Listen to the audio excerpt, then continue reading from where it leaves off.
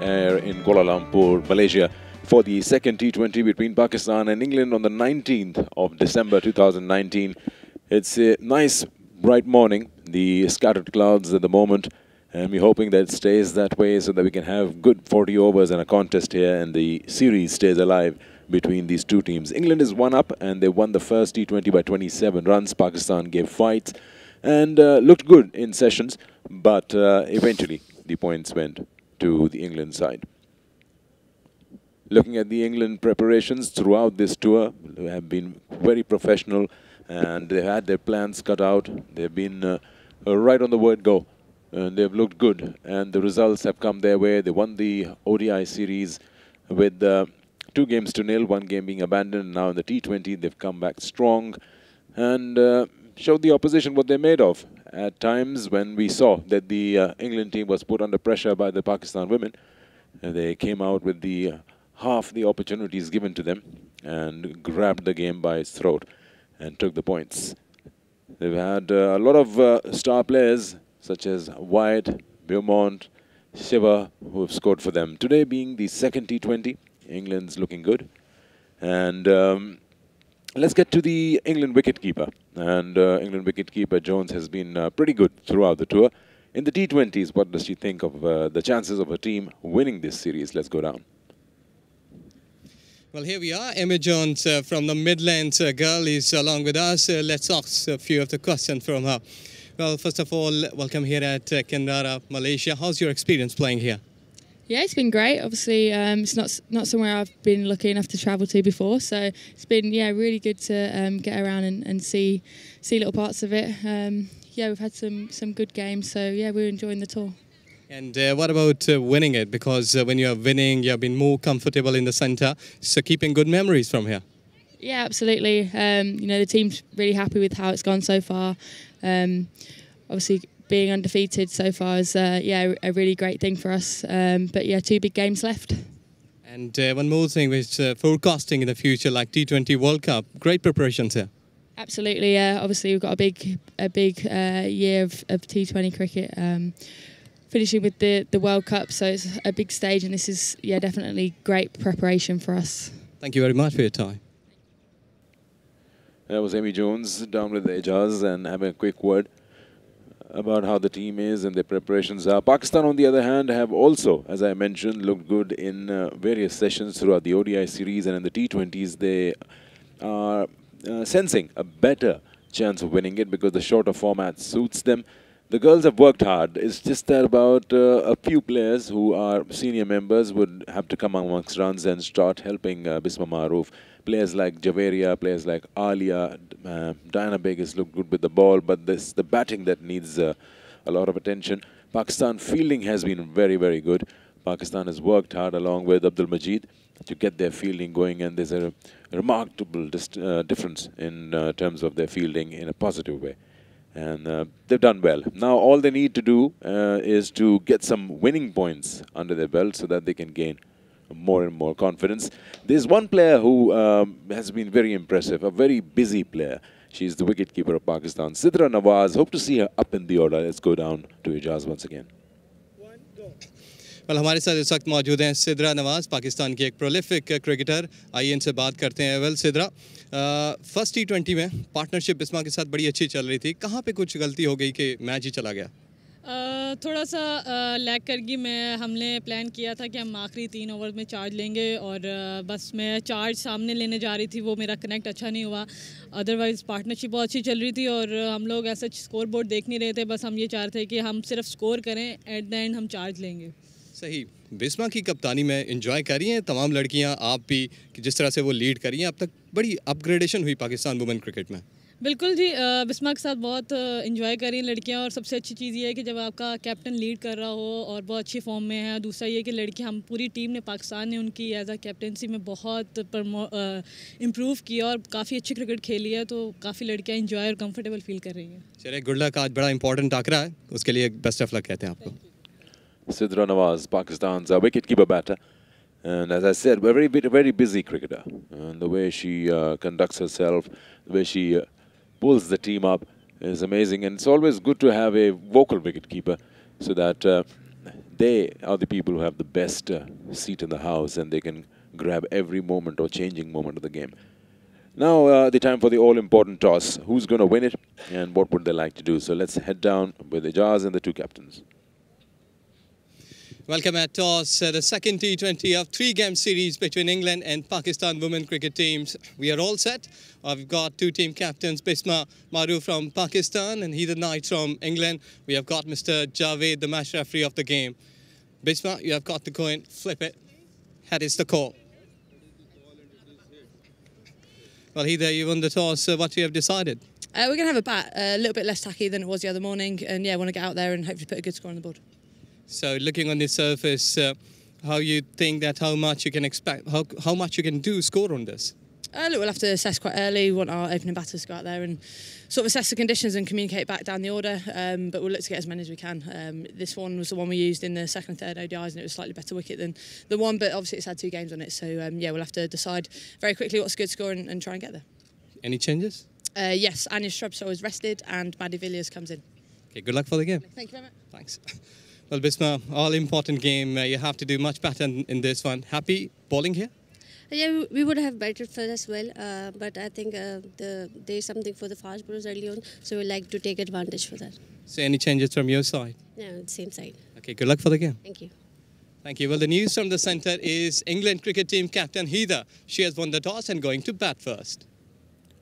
Well, no doubts about that. England, after being put into bat in the first T20, probably would have realized that this is not a bad wicket. Yeah, you've got to get yourself in as a batter, and then once you are there, then runs can flow in. So keeping that in mind, I'm sure that they have not had any hesitations in terms of deciding to bat first. This is their squad.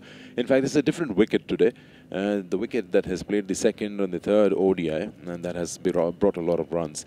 Here is the England team. Not many changes out there, and looking at the key names that Pakistan would like to see the back of early would be, of course, Jones in good form, Beaumont. Wyatt, after the opening century in the ODIs, has not really been amongst runs. Sibha is a very handy cricketer, very good with the ball, and has been very good down the order with the bat. Wilson, it's the important part why England is winning is because their top 4, top 5 with the bat are performing, including their captain, Heather Knight. Eccleston, Glenn have been brilliant with their spins, and Davies and Brunt with their quicks. So it's an all-round squad effort from England women. Pakistan team.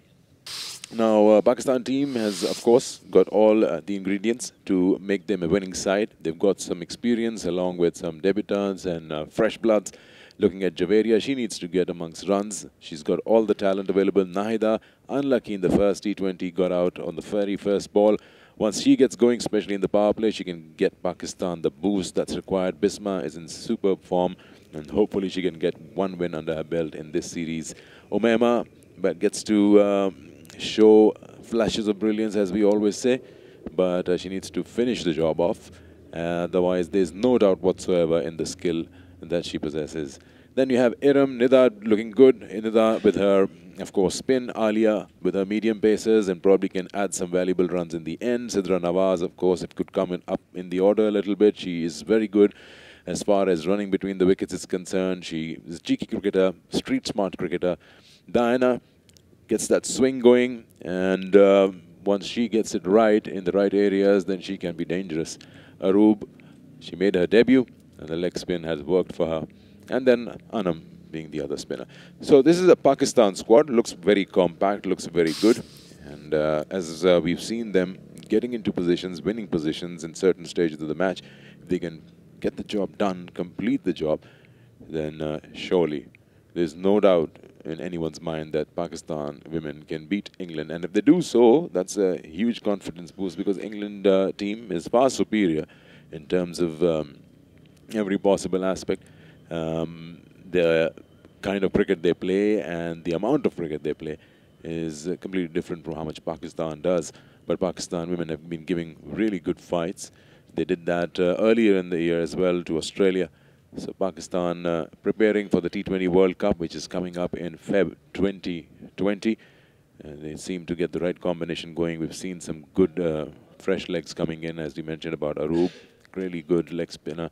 And these cricketers can come in very, very handy in Australia. Pakistan will be facing West Indies in a one-off T20 just before the World Cup. And that'll be in Australia itself. Different conditions, though. But surely the preparations, by all means, to get a unit going are starting from right now. Pakistan women team now take on the ground. And I'm joined by Ejaz as Pakistan, who we all know have lost the toss today, and England have no doubts to bat first. So they'll try to post something in the excess of 160, 170 if everything goes well according to their plan. Yes, there we go. Both openers, they are coming inside, and England is getting all of the confidence in this game. Yes, they have already won the ODI series and winning the game of T20, the first one. They have got all of the confidence, and that should be coming into the batting here. As Pakistan will be looking to get an all-important game to win this. Otherwise, if they lose it today, they will be losing the series of this T20 as well. Pakistan versus England, and this is really a wonderful morning. Green and bit of clouds up into the sky, but weather has been superb and gentle to go for the cricket. And from English cricketers, Emma Jones, this is her 40th match, 473 runs for her, 350s, 114, the strike rate. That has been a marvellous thing in a T20 cricket. She's from the West Midlands, and her partner on the other end, she's also a hard hitter, acquiring her 100th game today, over 1,400 runs. Then she has got 650s. Strike rate, that's massive. Denny White. So let's see what she can add it here, because she's really a hard hitter. And from Pakistan, they need to get some early breakthroughs. 17th match for Diana Baig. 11 wickets for her. Here we go. The first delivery of this game. Full toss to start off with, and the batter finds the gap, and the ball is just slowing down, but not enough to stop it from touching the rope. So starting with a boundary, and just a bit of a loosener from Diana, which shouldn't be the case. And England are on their way with 4 for no loss. Yes, it's exactly a good start from England point of view. But a loosener, low full toss, getting a bit of the pace of the bat there. Going into her shot quickly. And on to the long one and getting 4 runs.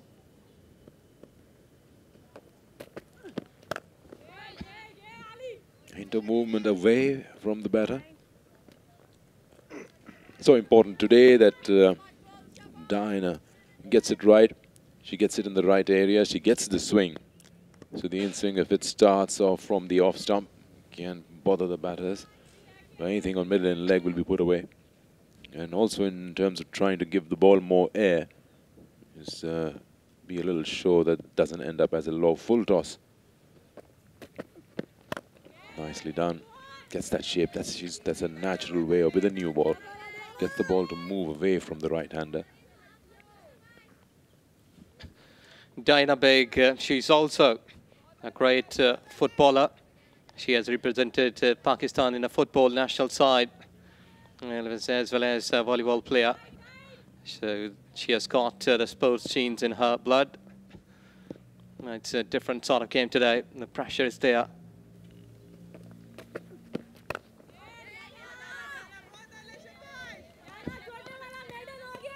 Well, Sikandar, Pakistan, when they lost the toss, it's 58th time.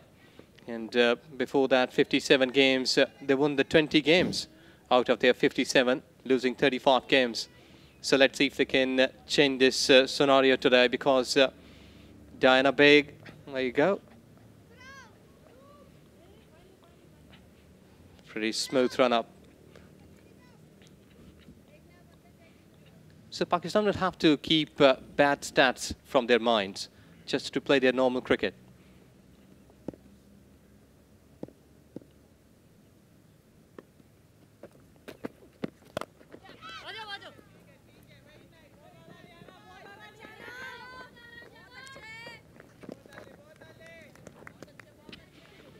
Emma Jones, she's also a good cricketer. the wicketkeeper from West Midlands. She has represented the county cricket, doing a great job. But from Pakistan's perspective, they need to get her quickly, because if she can continue, they will surely be giving us some good stands at the top. It will be very hard for them.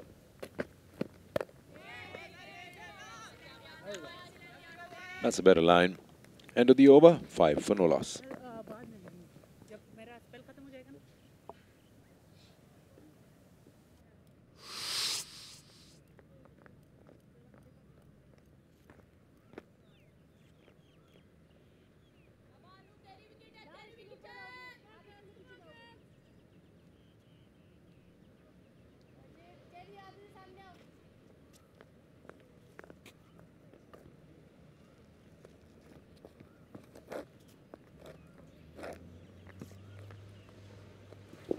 One change for England. Maddie Villiers into the side today. Pakistan unchanged from the first T20 game.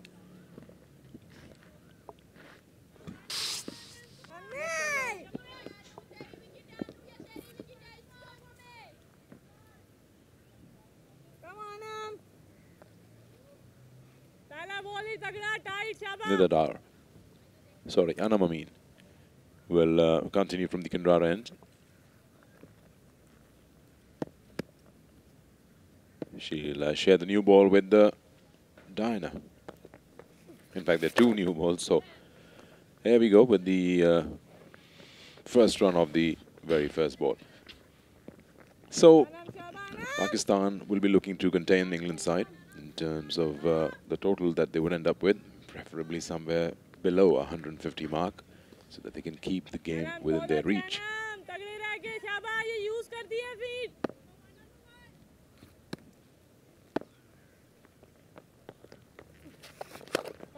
Nice use of feet, just driving it straight into the V, down to long off for a single.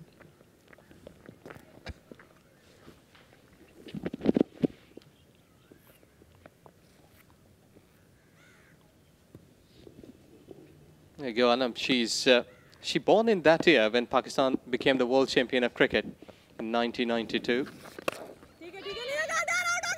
Chance of run out if it's a direct hit. It's a bit wide, the throw. The idea was right from Amy Jones.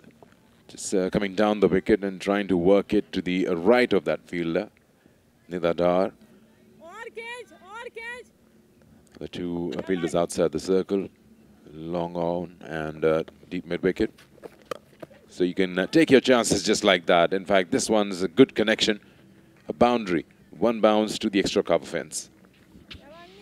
A good start. That's exactly what English cricket team they've been looking for all the times. In ODI cricket, either they have played the first T20, they've been going aggressively at the top.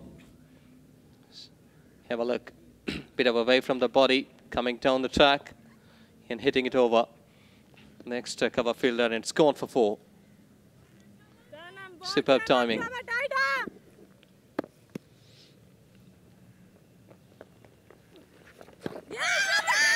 That's a good appeal. On that occasion, Wyatt offered a full stride. The impact had a lot of distance for the ball to travel. And yeah, feels as it's gone on with the arm. Will probably go down because there was no straightening up from the delivery.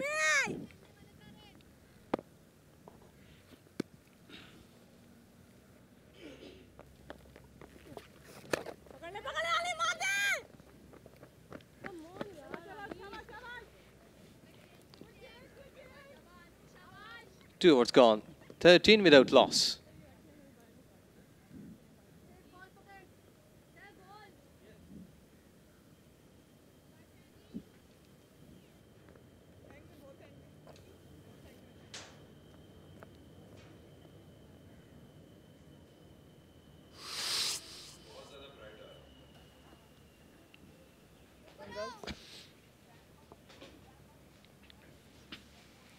Amy Jones and Denny, they are getting all together here. 13 on the cards in 2 overs.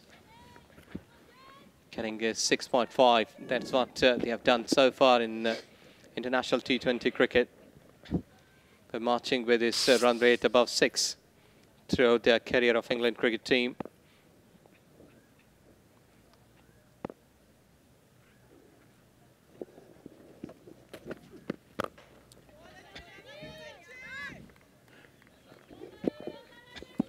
Would like to see White amongst the runs today.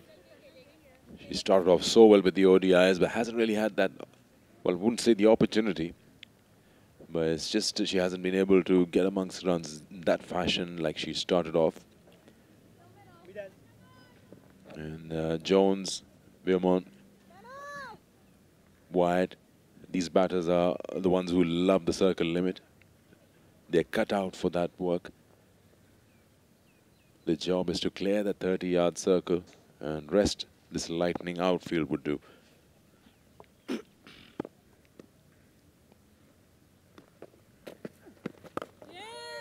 That's a good ball.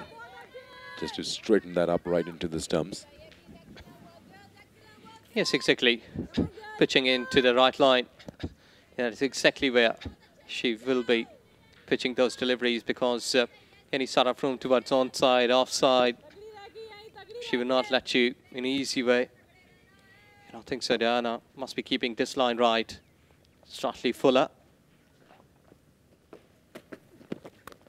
But not like this, because whenever you have been pitching those deliveries slightly in a back-up length, these English cricketers, they love to get some of the pace on the delivery.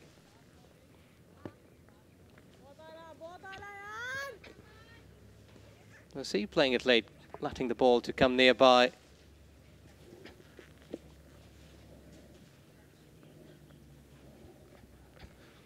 But both openers, they're exactly going in the same line. 7 runs. Bit of length offered this time, but missing it. Very much lucky to get an outer edge of the bat.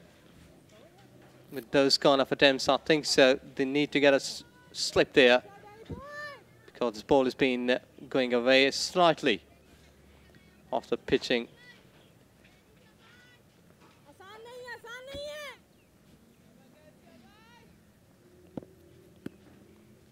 She's inside her crease. Surely down the leg side. Impact is as well, with the 3 stumps were quite visible. Ball ricochets and allows the batters to go in for a single game awareness. Listening to your non-striker's call. That's the shout.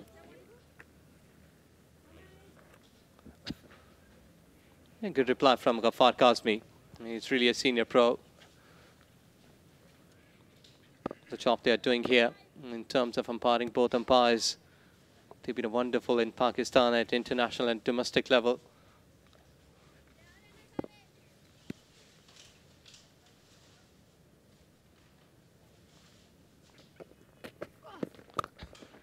This time, bit of width offer. This time, the ball is going to the fence. Gone for 4. Classic. She had just timed it. There were no force behind that. But good finish for England cricket team.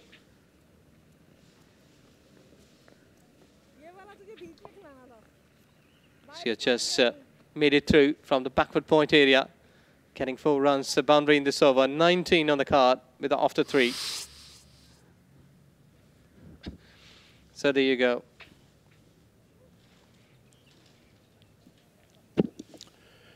Danny White, the England opener. Look at those stats for her. England women in T20 International, that's the 100th game for her. Important landmark for any player. And today she gets there with 1,426 runs. She's been there, done that. Her best being 124. And that's a big score for T20 Internationals, I'll tell you that. 100th game, what else do you require? And all of those leading run scorers, they have got more than 100 run strike rate from England.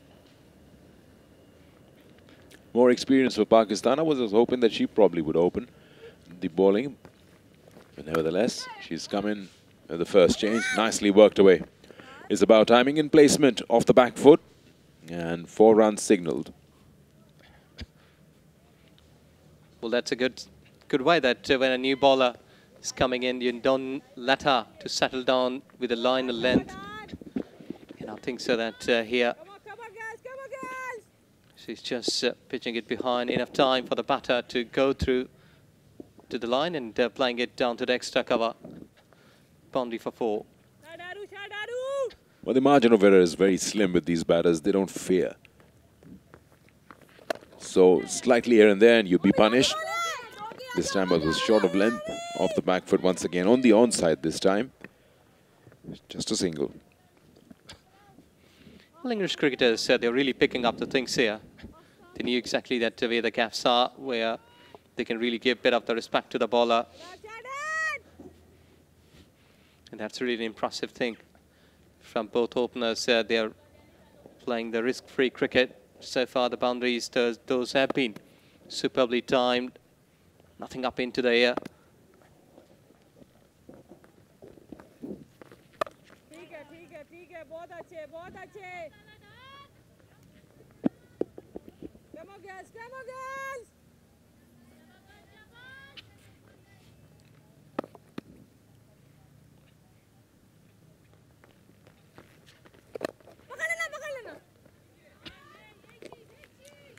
Not a bad over up till now after that boundary of the first delivery from Nida. She's getting things right in terms of length, in terms of the target, aiming the stumps according to the field.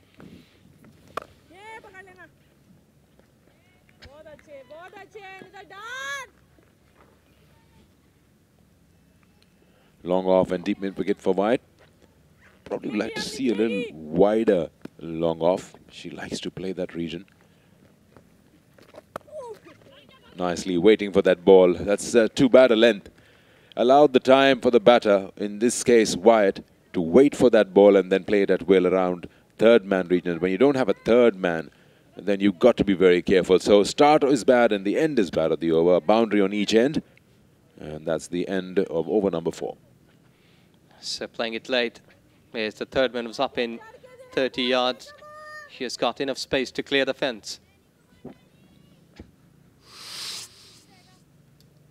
It's a good start from England's point of view in 4 overs, 28 runs.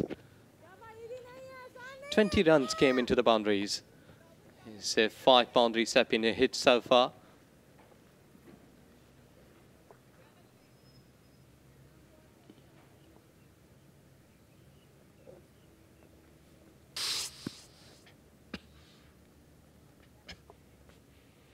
Pakistan need a wicket here. They need to get a breakthrough. Otherwise, this partnership is looking bad. This has gone through. Down to the fine leg boundary for 4. Bad delivery, no ball. Umpire Ghaffar Kazmi. He has just confirmed it. It's a no ball and a free hit.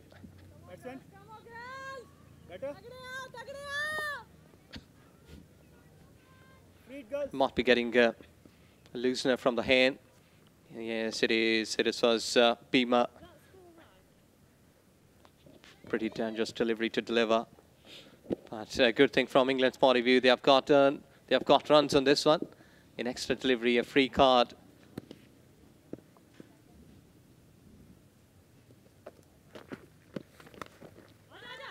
Slower one. He's looping that one in and the batter read it. Just couldn't quite get it onto the bat as she would have liked.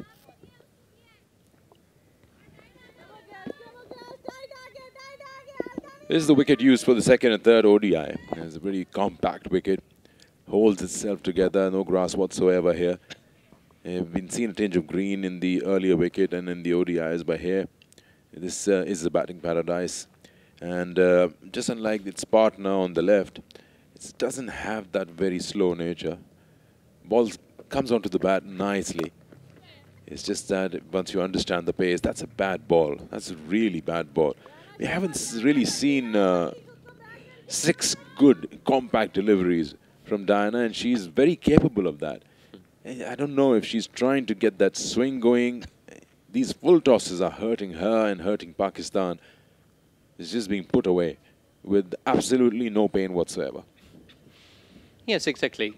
She need to keep a good channel to get a wicket here, because every time you're giving Bhima a level toss, the batsman is all set to hit you. That is what she's trying to bowl. What happens is ends up as a full toss at times, and that spoils the hard effort that she's put in a couple of deliveries in the over. Good delivery. Anything misses here, we'll surely be getting on pads. Or maybe going through from the defences. First delivery was full toss.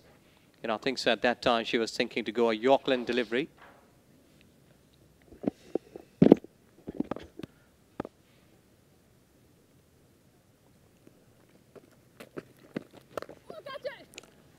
Well, that's nicely done. Well improvised by Wyatt. First she was trying to come down the wicket, but then she realized the length wasn't right for that. And she played it over backward point for a boundary. So you just got to bowl to your fields, really. You've got a long off in place. You've got a third man. And you're giving a short ball outside the off stump. We smashed away, square of the wicket on the offside, as we just saw.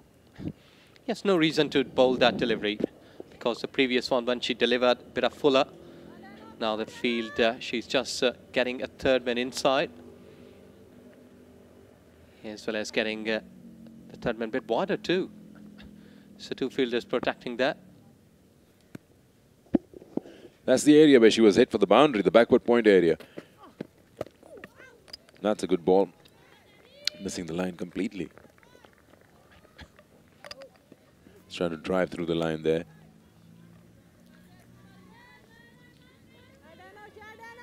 An extra bounce as well for Diana.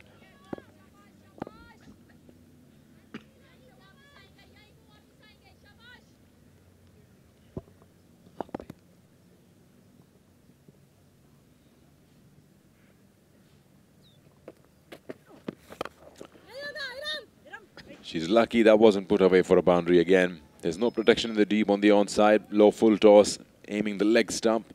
5 overs gone, it's 42 for none.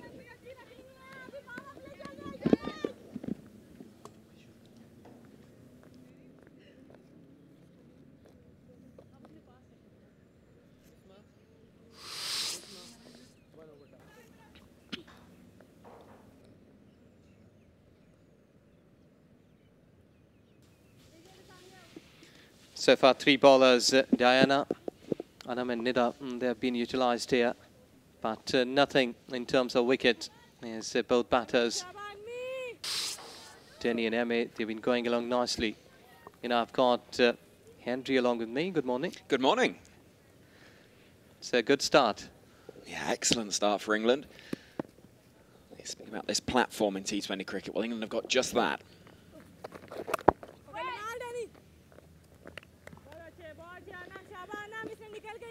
And Pakistan will be desperate to get a breakthrough, because the longer this partnership goes, the more freedom that everybody in this batting lineup can play with. Catches the call. Very much near. But Talia couldn't do so.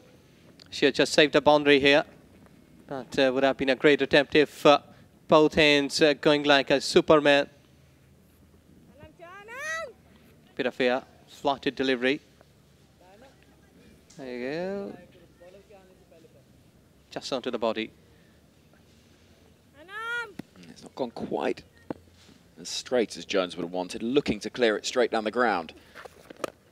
Oh, that's a better connection. Great hit. That's gone all the way for 6. And Mr. Khalid Mahmood Senior has just confirmed it. 50 up for England women cricket team, and in no times, 8 boundaries and 1 6. Haven't hit so far. Look at that. Coming down the track, hitting it over, and getting maximum.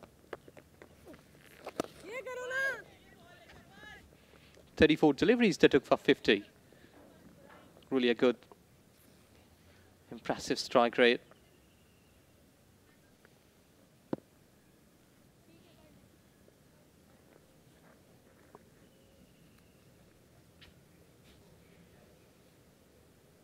A little shift in the field, sees a long off and a long on. They know that's where Jones will be targeting.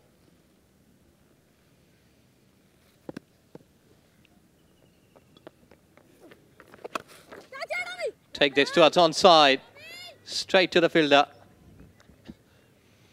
And now they're going hard at the ball. Well, that's a freebie that Jones will, she smiles there, but she'll be feeling frustrated because that was back of a length and she would have expected to pick up 4 runs for that. Lucky 4. Yes, there you go. Because she was just trying to go somewhere up towards onside.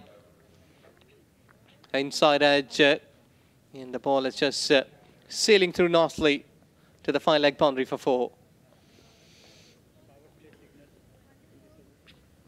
Oh, she gets a little bit lucky here. Yeah, a couple of times in that first T20, Amy Jones got away with it a touch. Inside edge is just past the stumps once again there. But then she may just feel that having connected so well with the previous shot and not got a single run for it, maybe it just balances itself out. And this is a fine power play effort from England, 54 without loss. Jones on 33 from 21. And both batters going at more than a run a ball. 19 from 16 for Danny Wyatt. It looks like we're going to see Arub, who was so impressive on debut a couple of days ago. But it's worth mentioning here, Danielle Wyatt playing in her 100th T20 international. It's a huge achievement in any sport to represent your country 100 times, let alone in just a single format of a sport.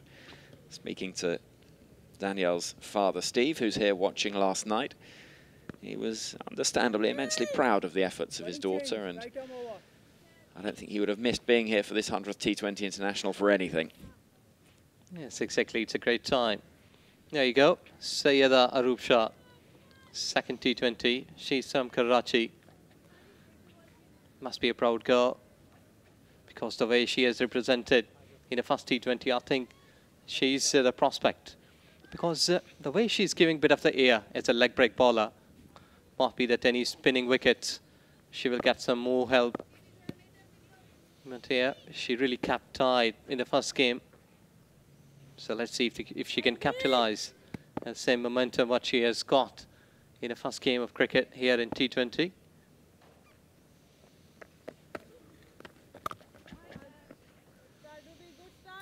Wyatt tries to just manufacture a little bit of room by advancing down the track, but all just skids on.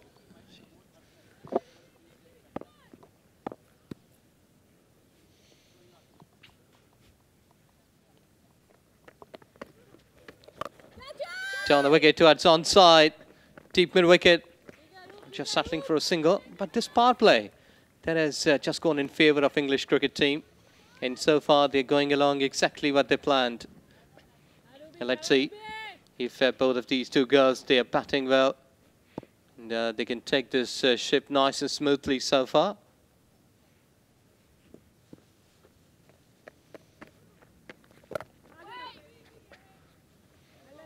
Emma Jones batted superbly. 22 deliveries, 33 runs. There you go. Either she's warming up. It might be. She will be coming after this to bat on because they have got a good start and she's a hard hitter.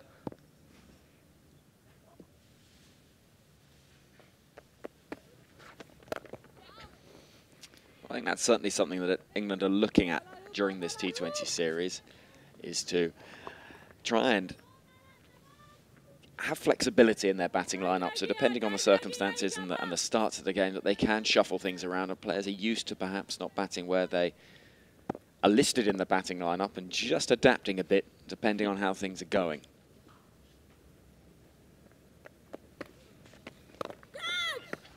It was a hard hit. Couldn't do better, but she's just settling for a single. Well, they've done the job in the first 6 overs, both of these two girls, Jones and White. It's only the way that now they must be looking to go through another 4 overs, like up to 10, with more 30 odd runs.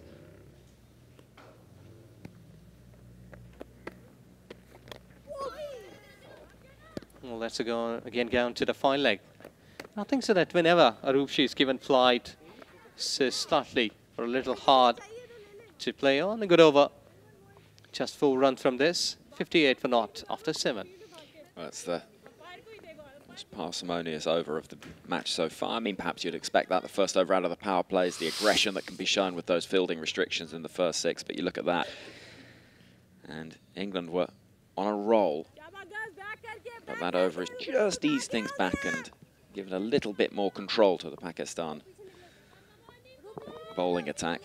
But 58 without loss after 7 overs represents an excellent start for the batting side, and Pakistan will be desperate to get a breakthrough to try and just put a bit of pressure on England, make them think.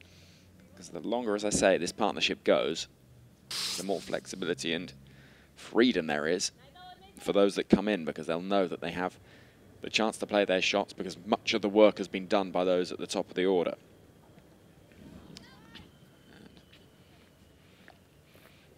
There you go, the fielders 2 outs on and offside.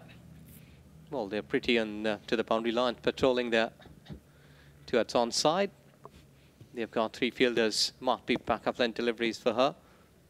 Emma Jones.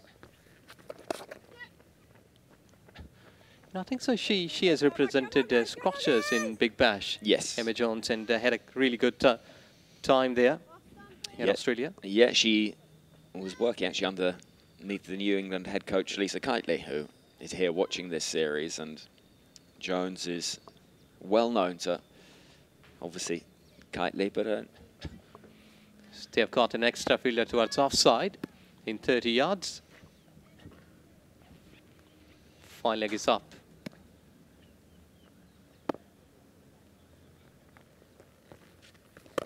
Down the wicket, bit of the hard hit, but couldn't do so much better. Well, Nida Dar, she's bowling here, has been included in the T20 ICC cricket team of the year. She's also represented Big Bash, and really a good cricketer.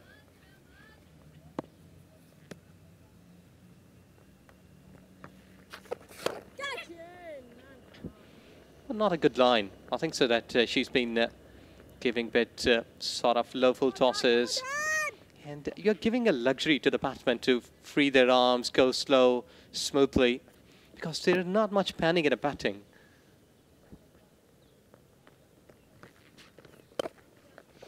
what we've seen the last 3 deliveries, including that one, is easy singles up the ground to long on. And Pakistan have to try and think of a way of stopping this, because with the platform that England have set from the power play overs, and having not lost a wicket, if these two can just go along 6 and over, maybe pick up a boundary every 2 overs even, they're going to have a big total. Sweet this time, and I think so she has done well. It's a run away for 4. Wonderfully hit. She has picked up the cap and exactly knew that where the fielders are. As Henry was telling us that they have been going nice and smoothly towards a big target, towards a big total here.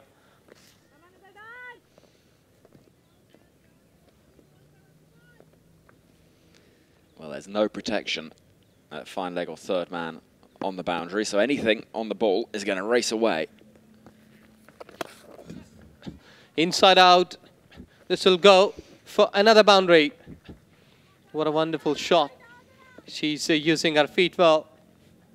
Emma Jones approaching to the 50, just 5 runs away in 28 deliveries, and have a look. That's an excellent shot, isn't it? It's just the footwork that's made that shot possible. She's got in position because the ball's actually tailing in towards the leg stumps. She takes that stride towards leg, is in position early, and because the balance is absolutely right, she can free those arms through the line of the ball. And those, if she commits to the stroke, she can clear that infield, and it's going to be 4 runs. Yes, and so far, English cricket team, they are winning it. And look at that power play. Here we look, starting with a low full toss, getting towards onside, playing it late.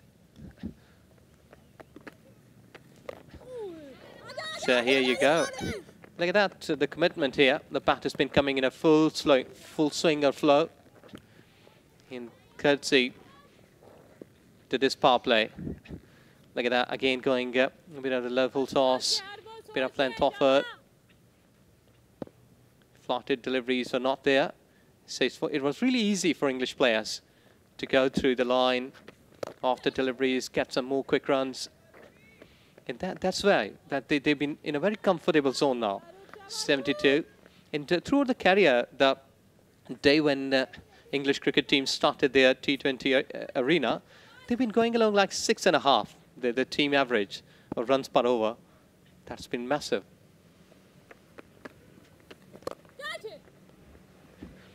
Again, a good hit. Gone for 4.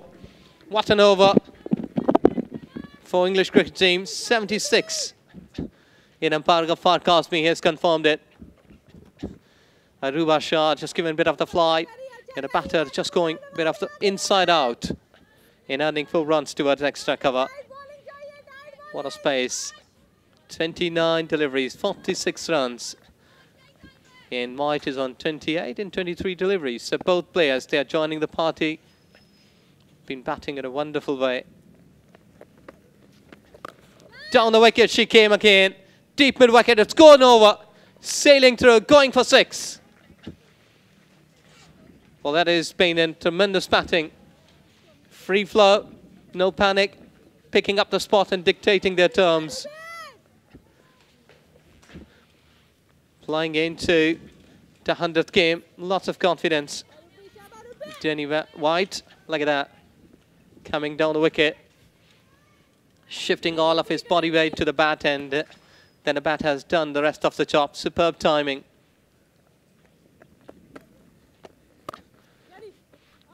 Oh, that's bad. Sloppy work. Bad fielding and gone for 4. Back foot point was not there. As the ball is going through the defences. That 16 runs came into this one. 2 boundaries and a 6. Back up length. And that is, there you go, that's gone through. Bit late. Well, that's pressure of scoring some quick runs. Down the wicket, she was trying to attempt another one. But much expensive over. 17 came in from this over. 9 overs gone, 87 for naught. Well, that's a difficult over to have bowled in just your second match, because the quality of that first T20 from Arub, and then a good first over, but you look at that and look at the economy rates for the Pakistan bowlers. It's a problem, this, because England are starting to get away, and you sense that if this partnership keeps going for even another 3 overs, they could be looking at a really big score. Yeah. England, they have got 250, the highest in T20. And let's see what they will be managing it over here. Bisma Maruf, the captain, 105 games for her. 36 wickets. If she can turn the tables for her team. Because at this time, Pakistan is dying to take a wicket to break this partnership. Yes, Bisma Maruf, she's really a good cricketer. She did well in ODI series, leading Pakistan in the Asia Cup, getting 2 gold medals for her. Good deliveries in ODI cricket when she was just been punching to the English cricketers. In ODI, she has got a good captaincy record, and I think so that the way she has improved since 2009 to 2019 as a captain, getting a clean sweep against Bangladesh, and there you go, free hit. Mr. Khalid has just given it a free hit. Level toss getting towards offside, just settling for a single. Well, any team will love to get start like this in a T20.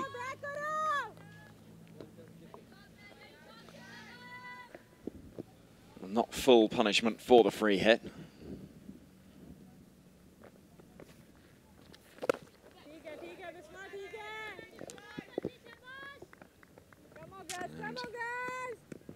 And England's fine opening stand continues.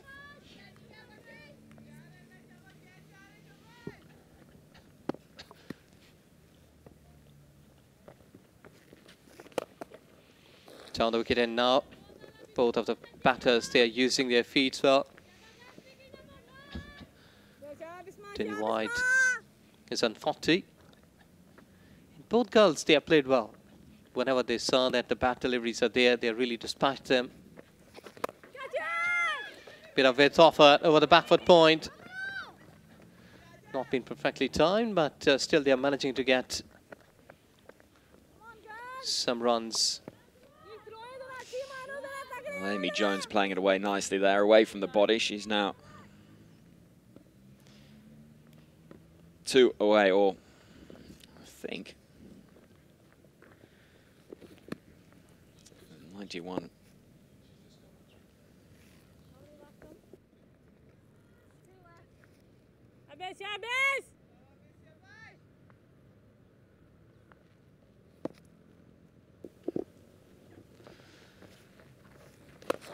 Jones hammers it down the ground. There's a good-looking shot, and there's many worse ways that you can bring up a half-century than that.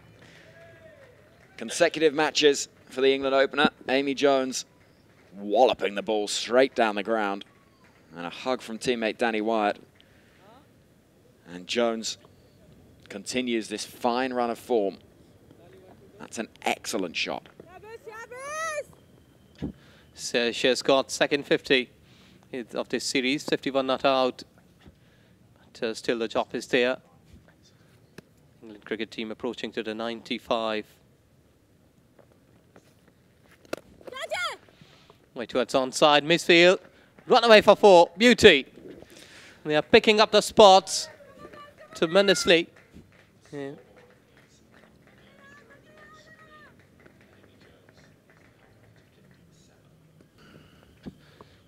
She picked up well. In fact, Bismarck just pitching it towards offside. She has flashed it, finishing it towards a deep mid wicket for 4. So really hard for Pakistani girls to go through nicely here because they have not been able to stop boundaries. Halfway point in the innings, and England on course for a monster total here. 101 without loss. Jones on 57. Wyatt at the other end on 41. And this has been as good a start as the tourists could have wished for, because when you can get through the opening stages, even the opening 6 overs without losing a wicket, it gives such an advantage. But to get to the halfway stage with still that first wicket partnership intact is a huge, huge bonus.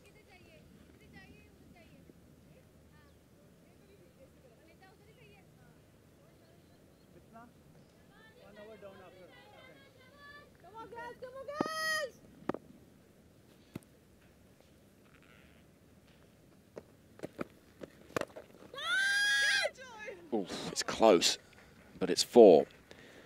Aliyah into the attack. Danny Wyatt deciding to try and accelerate towards her half-century.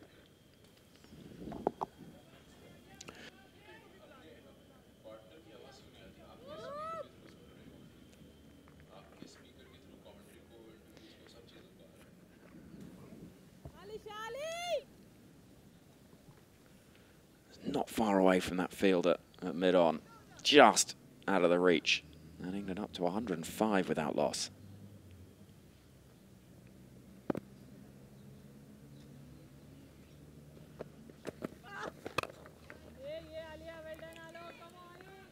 It's becoming a bit predictable now. Such starts, dominating the opposition. I'd like to see Pakistan doing something different on the days off, planning something different against the opposition. It just seems to be very run-of-the-mill stuff at the moment. Oh, that's an absolute gift, isn't it? That's just a gift. No batter at this level would miss that. Good to see Wyatt amongst runs after that first ODI 100. She was not really getting her way through to get good start and then get those big runs going. But today, she's all game. Aliyah offering a juicy full toss. And that's put away nicely over that fielder. Nida Da, no chance whatsoever. Well, 100th T20 international for Danny Wyatt. And I'm not sure in the 99 that have preceded this game, she would have faced many deliveries. She enjoyed as much as that. That was there to be hit, and she's dispatched it. You know, people talk about full tosses being hit away, but they're not that easy. You know, it depends on what height is the full toss at. You say you can put the full toss away anywhere on the ground at will. Usually, it takes a fraction of a second for you to realize that this is just coming your way.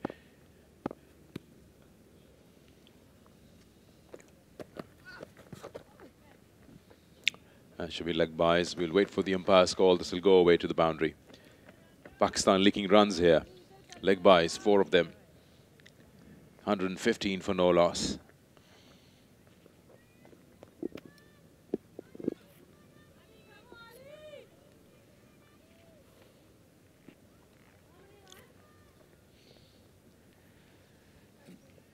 You're just calling now to see something different from Pakistan. Look at this.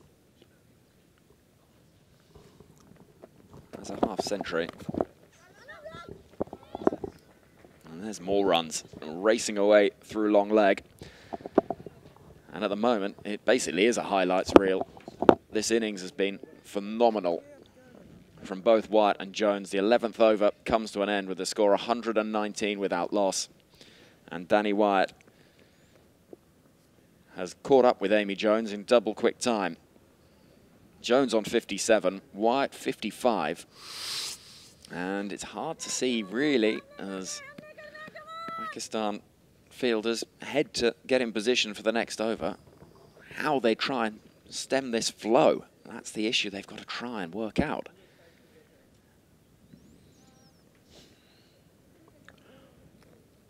Well, with that line of attack, in terms of bowling, we don't think that much is going to come their way. Have a look at that. They've already tried 6 bowlers. And everyone has been giving 10 runs or more, apart from Diana.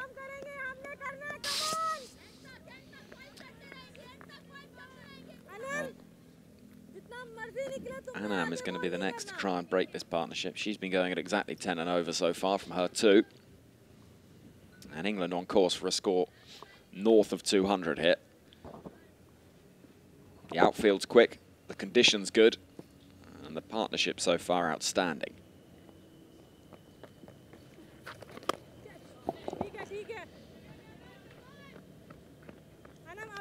As we see from that shot from Jones, though there is a long off and a long on out, she has the ability and the confidence now to try and play every ball away for 4. As we see, the 50 that she scores been filled with lovely strokes.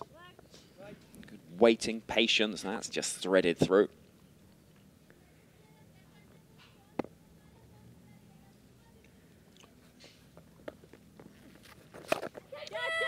Down the wicket and gone.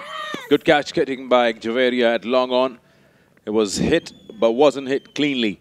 And a good catch taken by the fielder down there. So Pakistan have managed to break this opening partnership of 120. And the batter is Wyatt, who goes for 55 of 36. She's done her job, and she's done well in a 100th game. And she'll remember this. So England, off to a brilliant start with Danny Wyatt, the first wicket, and they are 120 for 1. Well, you can understand the shot selection because the way that England have been timing it and the freedom that they've got to play, Wyatt would have backed herself to clear that fielder at long on. You had a lot of time to think about it, and then also it's always that worry, just thinking about where that back leg is, how close to the rope you are. It's a good catch, and it brings the end of a 120-run partnership that has got England into this position. And now Nat Siver comes to the middle. So it's not Heather Knight, the England captain, but the power hitting of Siver. Can Pakistan get 2, even 3 quick wickets that could really put the brakes on this England charge?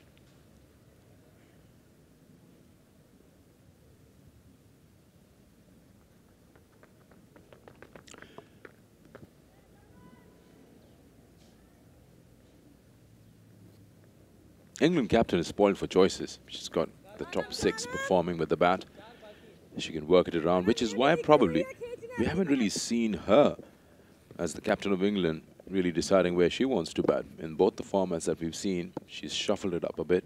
In fact, she's pushed herself down the order, apart from one occasion where she batted number 3 and batted well. Is it a part of trying to work out the best combination for the World Cup coming up?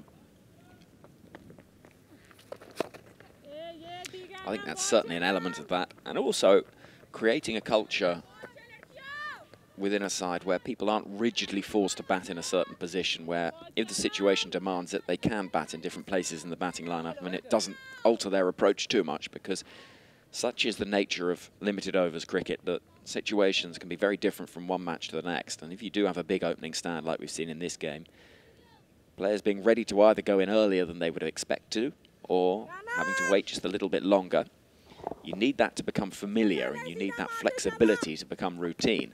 And it's almost a contradiction, but it's so important. But do you choose to do that against certain oppositions?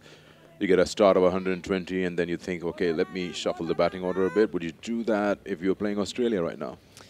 I think if England were in this situation against Australia, they would absolutely. I think they would certainly be looking at pushing Siver up the order to try and get that scoreboard moving equally quickly as it had been in the opening partnership. I think the opponent isn't the issue, it's just getting the habit. It's good running between the wickets. Slight fumble, there was a shout of catch it. The call has been good between the batters of England, and they've really responded to each other well. It's just that about plan Bs, that's the Manhattan as you call it. Those skyscrapers are pretty good in number. Most of the overs going above 10. Coming back to the point we're talking about shuffling batting orders or trying different combinations just before the World Cup, which is in Feb. Would you do it against any opposition, or would you be selecting and choosing who you're playing against?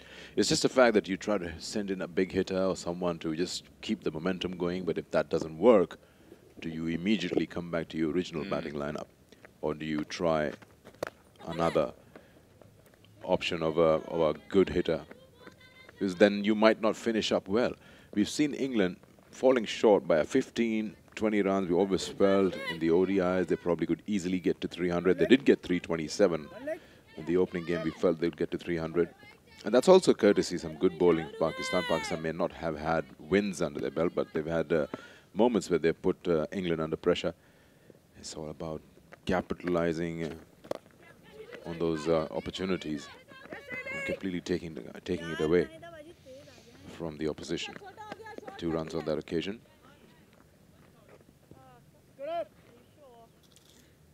And certainly you'd say that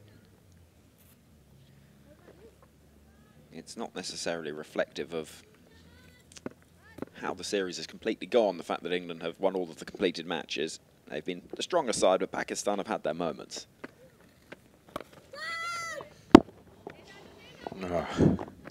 For a moment, Pakistan thought that they've had a second wicket. Trying to work that off the back foot. It just gets it on the top part of the bat. Didn't get anywhere. Just right in the middle. That's not the last one. That's the short run, which was just given by the umpire a while ago.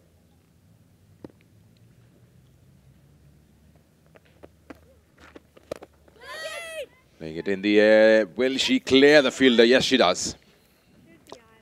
For a moment, the fielder down there long on thought she was in the game, but then it just flies over her.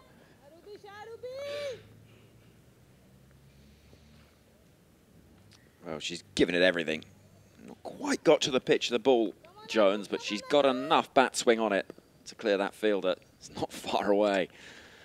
And Nahida just can't quite reach high enough.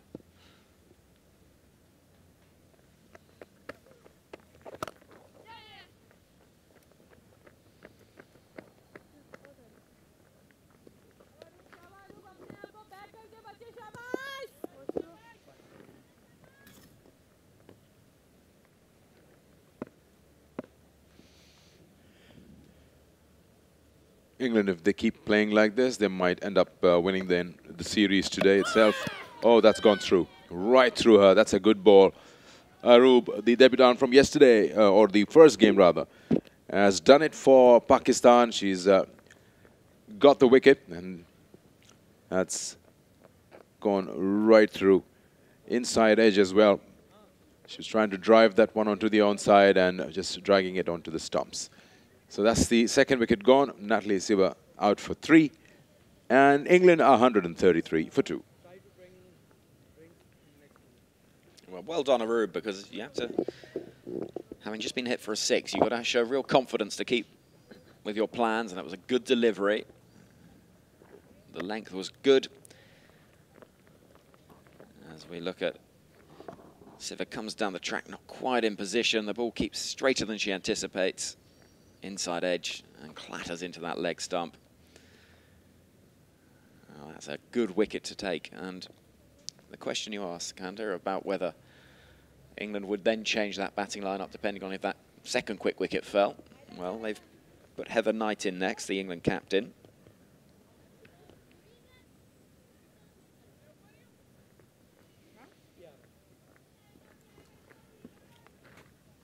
"65 games.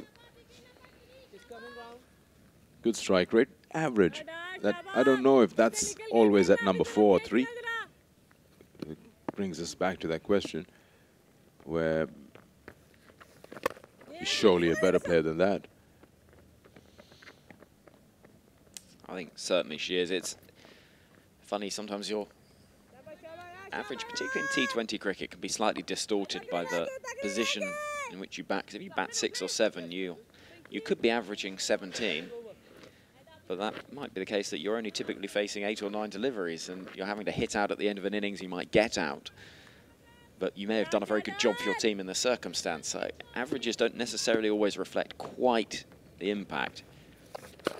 Well, I totally agree with you on that, but it's just the fact that I was trying to emphasize on was that if she always bats 3 and 4, then you would probably want to see more than 17. I think certainly in her career, she's moved up and down the order, and it's... So you look at someone like Danny Wyatt, she's batted basically everywhere from 1 to 11. Nicely played. That's very well played. Good shot by Jones. Just piercing that gap, eyeing it well. Good use of the feet, opening the face of the blade, just like that. It's a brilliant shot, isn't it? Reasonably low risk just because of the quality of the footwork. It's not an easy shot to play. Inside out, over extra cover, nice and clean. Got to really practice those. No time, she's 74th, just 43. That's the wicket Pakistan wants.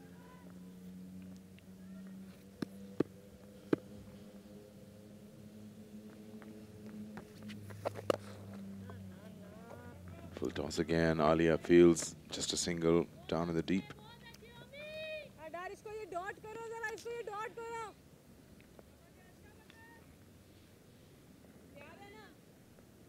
But England in a wonderful position.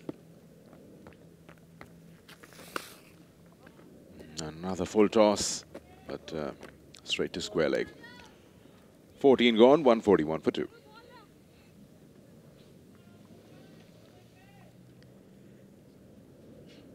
England certainly set for a total that's going to far eclipse what they managed in the first match, but how many? That's the question. 2 reasonably quick wickets. Wyatt for 55 in her 100th T20 international, and Siva, the dangerous player, at 3. Bowled with just 3 from 4 deliveries. But you look at that England batting lineup. Beaumont, who of course scored 100 in the ODIs. Wilson, who made a career best 85 not out. The power of Catherine Brunt as well to come. This England batting lineup just keeps on coming. And with just 6 overs left in the innings, there is such freedom for this pair to play their shots. The run rate standing, of course, 14 overs gone, over 140. That tells us that they're going at more than 10 and over. No bowler really has been able to hold England down. Aroob into her final over. Can she get another wicket?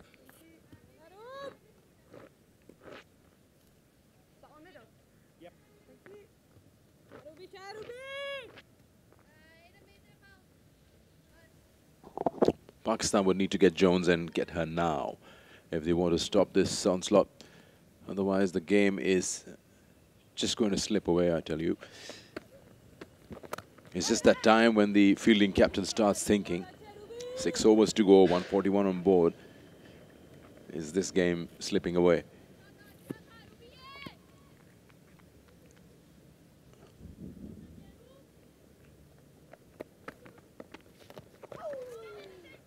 That's a bit of a slog, just playing it, trying to play it against the spin.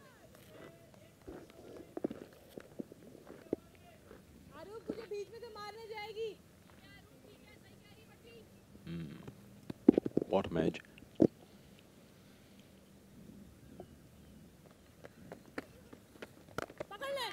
That's well bowled.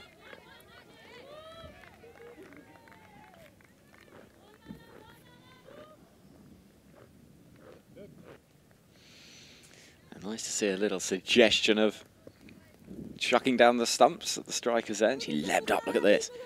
She's up quickly. That's the youngster. That's what we like to see. 3 dots to start the over as well. Good this.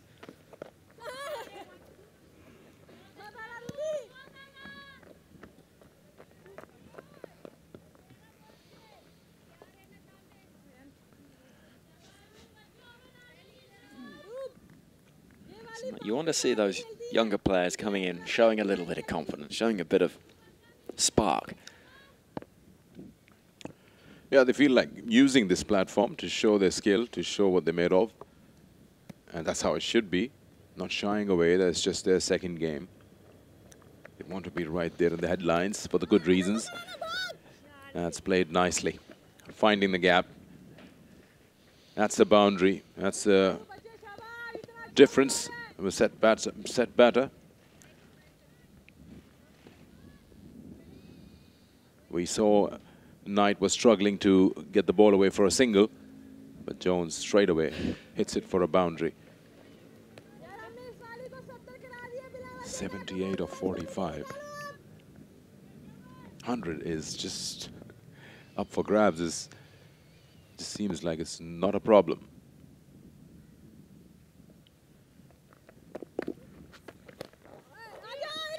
It's like they decided breakfast who's going to get one today. It's your turn, it's mine. It's all the hard work they put in. 147 for 2 after 15. I wish that my cricket career had such control and the ability to decide what day I might score runs. But look at the way that England have accelerated. Power play is good. And then that next phase, 7 to 15, continuing that platform. It's been going at such a steady rate from England's perspective. That's what you expect, more runs in the power play overs, of course, but to continue that momentum, 19 fours, 4 sixes in there, and just the 31 dot balls so far. It's been excellent, and it's been led by Amy Jones, who's on 79.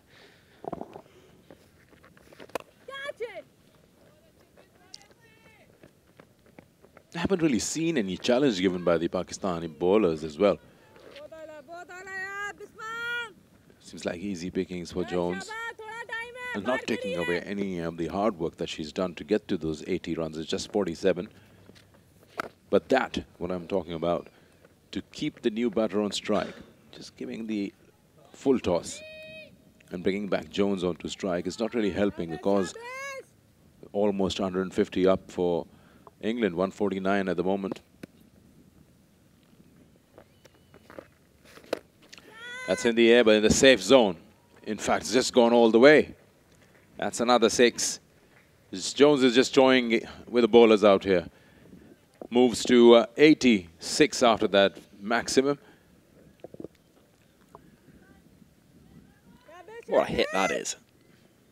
Big stride forward, and then dispatching the ball.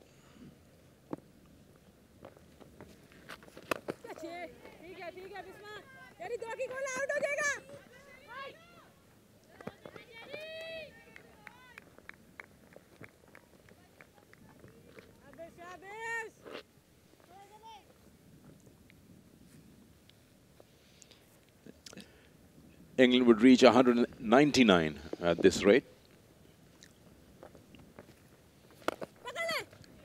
That's a good effort from Bisma, but couldn't stop that one from a single.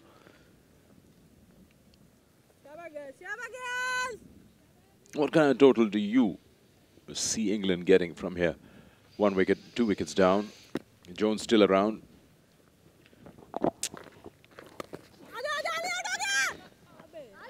Well, much will depend on if Jones is still around in 2 overs' time. I think on 88 from 50, 16 overs gone, 158 for 2.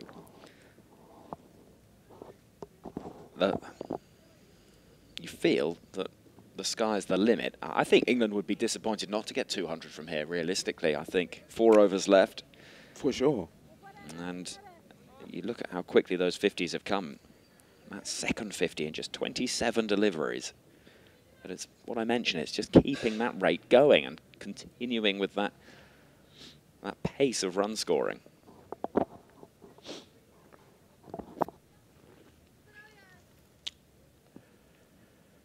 Dar now bowling from the far end. None for 29 in her 3. This is a good wicket. It's not the same pitch we used for the first T20, where you feel you require a little more time to settle yourself in as a batter. Here, runs are free-flowing. We saw that in the ODIs as well.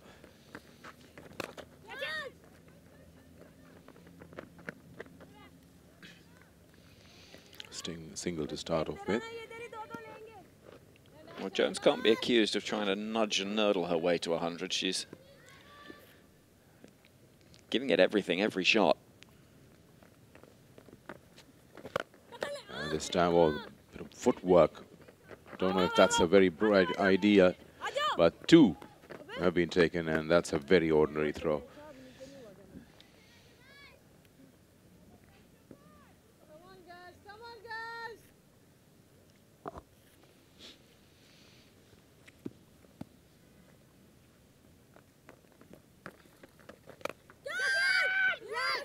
Is that a catch? They're claiming it. At backward point, yes it is.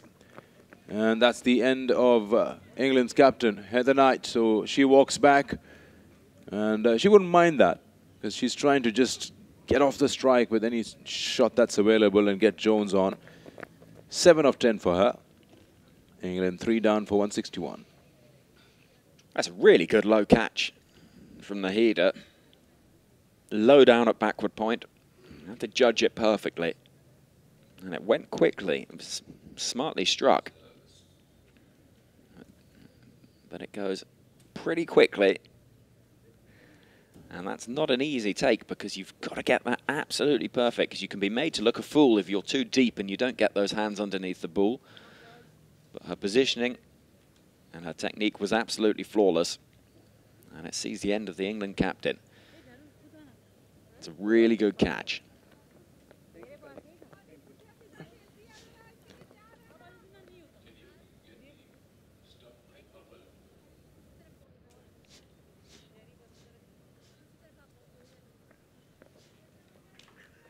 Come, girls.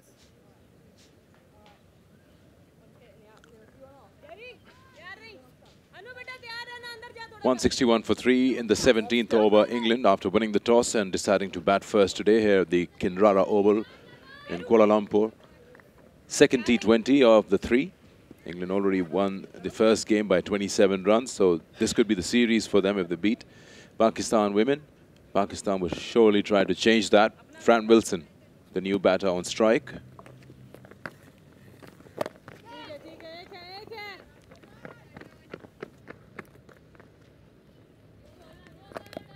आगे फेंक थोड़ा दूसरी दफा गिट्टे में लगने लगा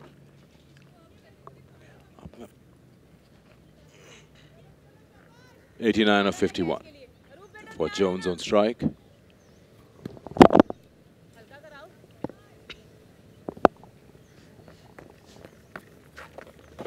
Oh, she's gone. Jones trying to make room and work it over extra cover.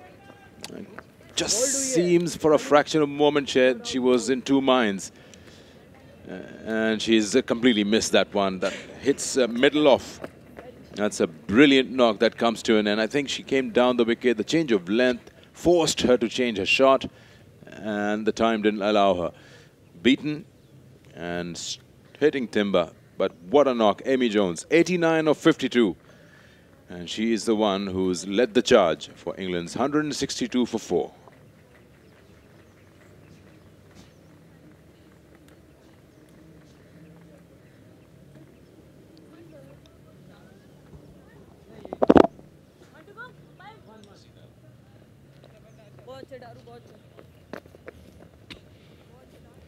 The fourth wicket is down there, and let's see if England cricket team can lift up on the same momentum what they have done so far. Coming down the wicket, trying to show the stumps, making it inside out, I think so, but she couldn't do that much better. She was there since long time, but not been able to go near to the off stump. 74 matches for Catherine Brunt, and she has got a good strike rate. Let's see if she can hit some big hits because the platform is there. This could be the changing moment for Pakistan, the changing moment in the game. Both the batters are fresh. They haven't scored a run yet. Pakistan have managed to get 2 quick wickets. Well set batter. Amy Jones back in the dugout. So if they want to reduce England's final total by 20, 25 runs, this is the time to capitalize. 17 gone, 162 for 4.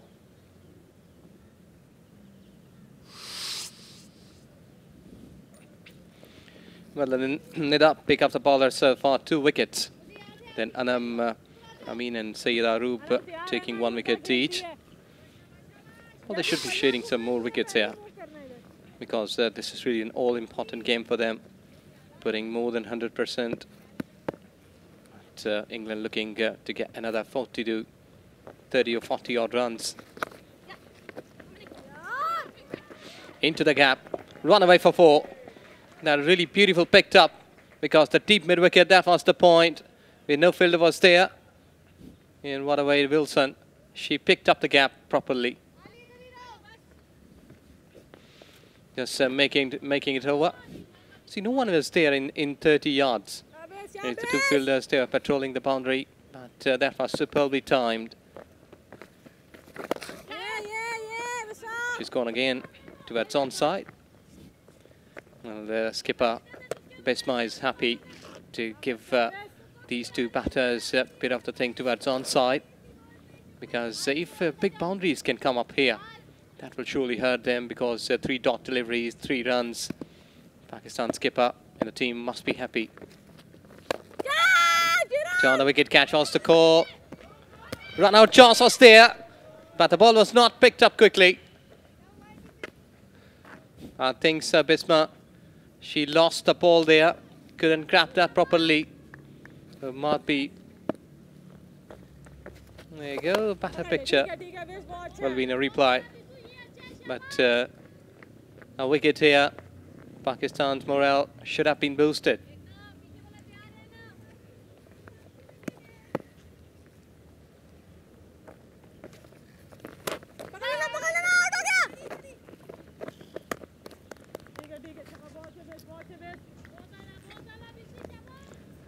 Will surely put some brakes on the England's run scoring with the 2 new batters out there. Can Pakistan just capitalize on the moment? There's such a big key here. Trying to slog that one, just missed it, and will run away to the boundary for 4. So just unable to stop the run flow even with a good ball, and a very ordinary shot attempted, trying to just heave that one over mid-wicket, completely missing that. You won't actually blame the England batters for trying those because they're trying to get as many as possible on the scoreboard. So runs still come in. 4 of the outer edge, 173 for 4.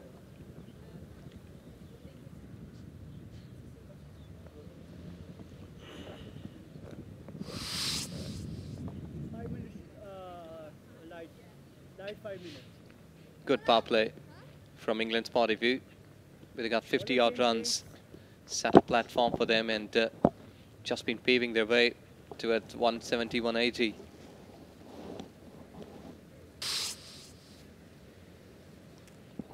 Look at the bottom line. 10 runs per over from here on. They must be keeping themselves around about 180, 190. And I think so at this stage, England is capable of doing this. Diana delivering the last over of her quota.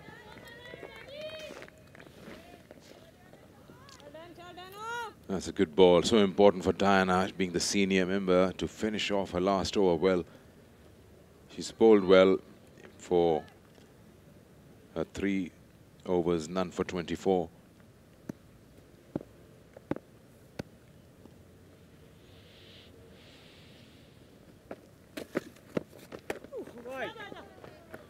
Wide signal. She's not happy with that, but can't do much about it. It was wide.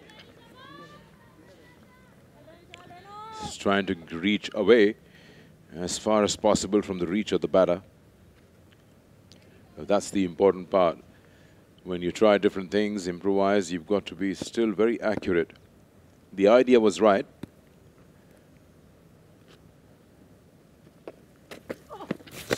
That's down the leg side. That's what I was saying. She's got to finish her last over well.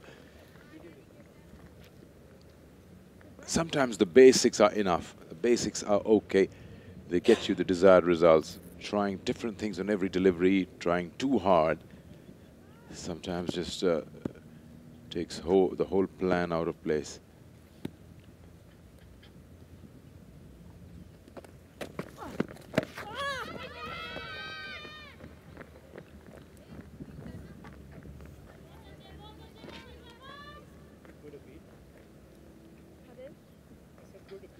Too wide so far in these two regular or legal deliveries.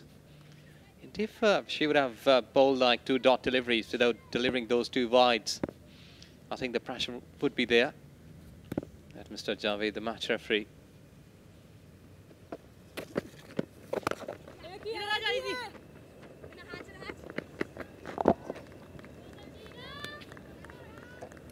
Because so far,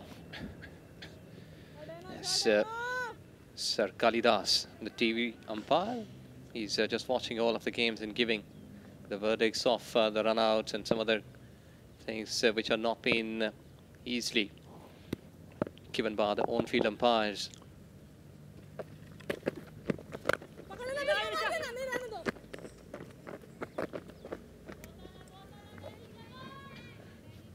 Well, so far 4 runs, except those 2 wide deliveries.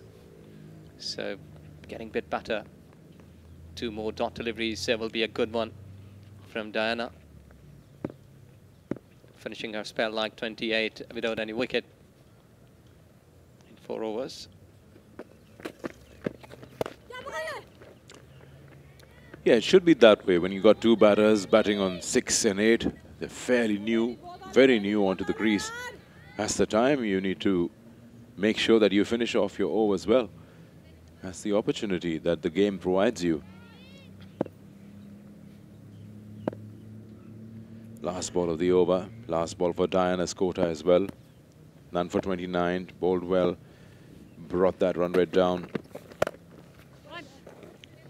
And not more than a single of the last delivery. So that's a good finish to the over. 179 for 4.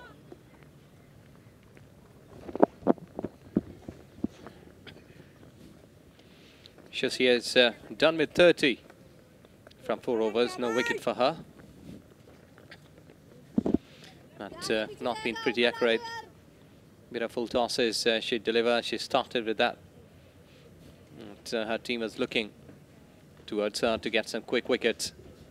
But English batters, they have done a wonderful job, starting some brilliance, some good hits all around, and they have really dictated their terms till 15th or 16th over. And now it's Pakistan's turn to finish it in a better way. Well, don't take it away from the Pakistani bowlers, because what they've done is they've stopped the onslaught of runs by taking those 2 quick wickets. The England side was around 150 on the 15th over mark. With 5 overs to go and you're going great guns, 200 is always there. But they've done so well. 19 overs, 179. That's the difference I was talking about. You can squeeze out 20, 25 runs from the opposition, make them fall short of what they're desiring. And that is what Pakistan have done. Still, I'd say 5 deliveries can again change everything. They need to bowl every ball as if it's the last one. One bounce to deep square leg. Alia fields just a single, so 2 singles of the first 2 balls of this last over of the England innings.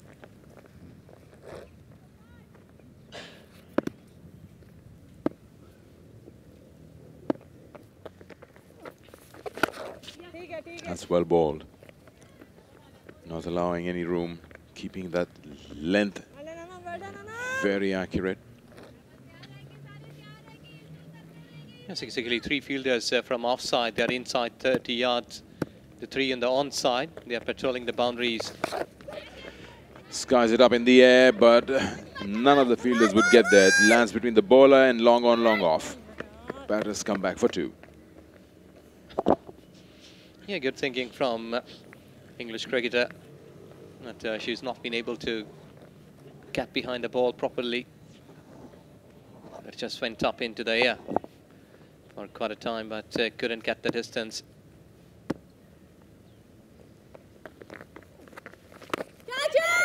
Catch it is the call, and nicely taken. That's another wicket. So England just not being able to punch that accelerator all the way down as they would have liked.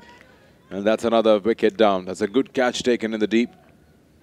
Feels like Umaima has taken that catch. Yes, she is the one. Well judged, running to her left. Jersey number 11.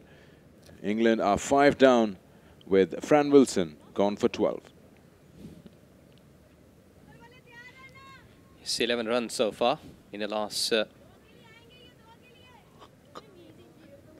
over, and this time 11 deliveries, 11 runs. So it's a good try from Pakistan that the bowlers, they've been not allowing as the way in the first T20 that many of the stroke were hit towards onside, the 6's boundaries. But here they're restricting well.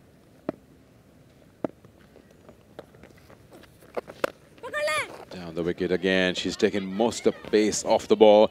But will they come back for second? No, they won't. Nicely covered up by Diana in the back. And that's the end of 20 overs. So 185 for 5 is what England have managed. And if 20 was rather 200 was inevitable, then Pakistan have taken 15 valuable runs away from the opposition. But don't take it away from England as well. 185 is a good score. This is a good batting wicket. Pakistan will just have to rely on their abilities. Good start from Nahida, Javeria, followed by Bisma. Umaima is in good form. If Alia can put in that effort as well down in the order, Sidra Nawaz gets the fair opportunity, then Pakistan are on their way to give England a challenge.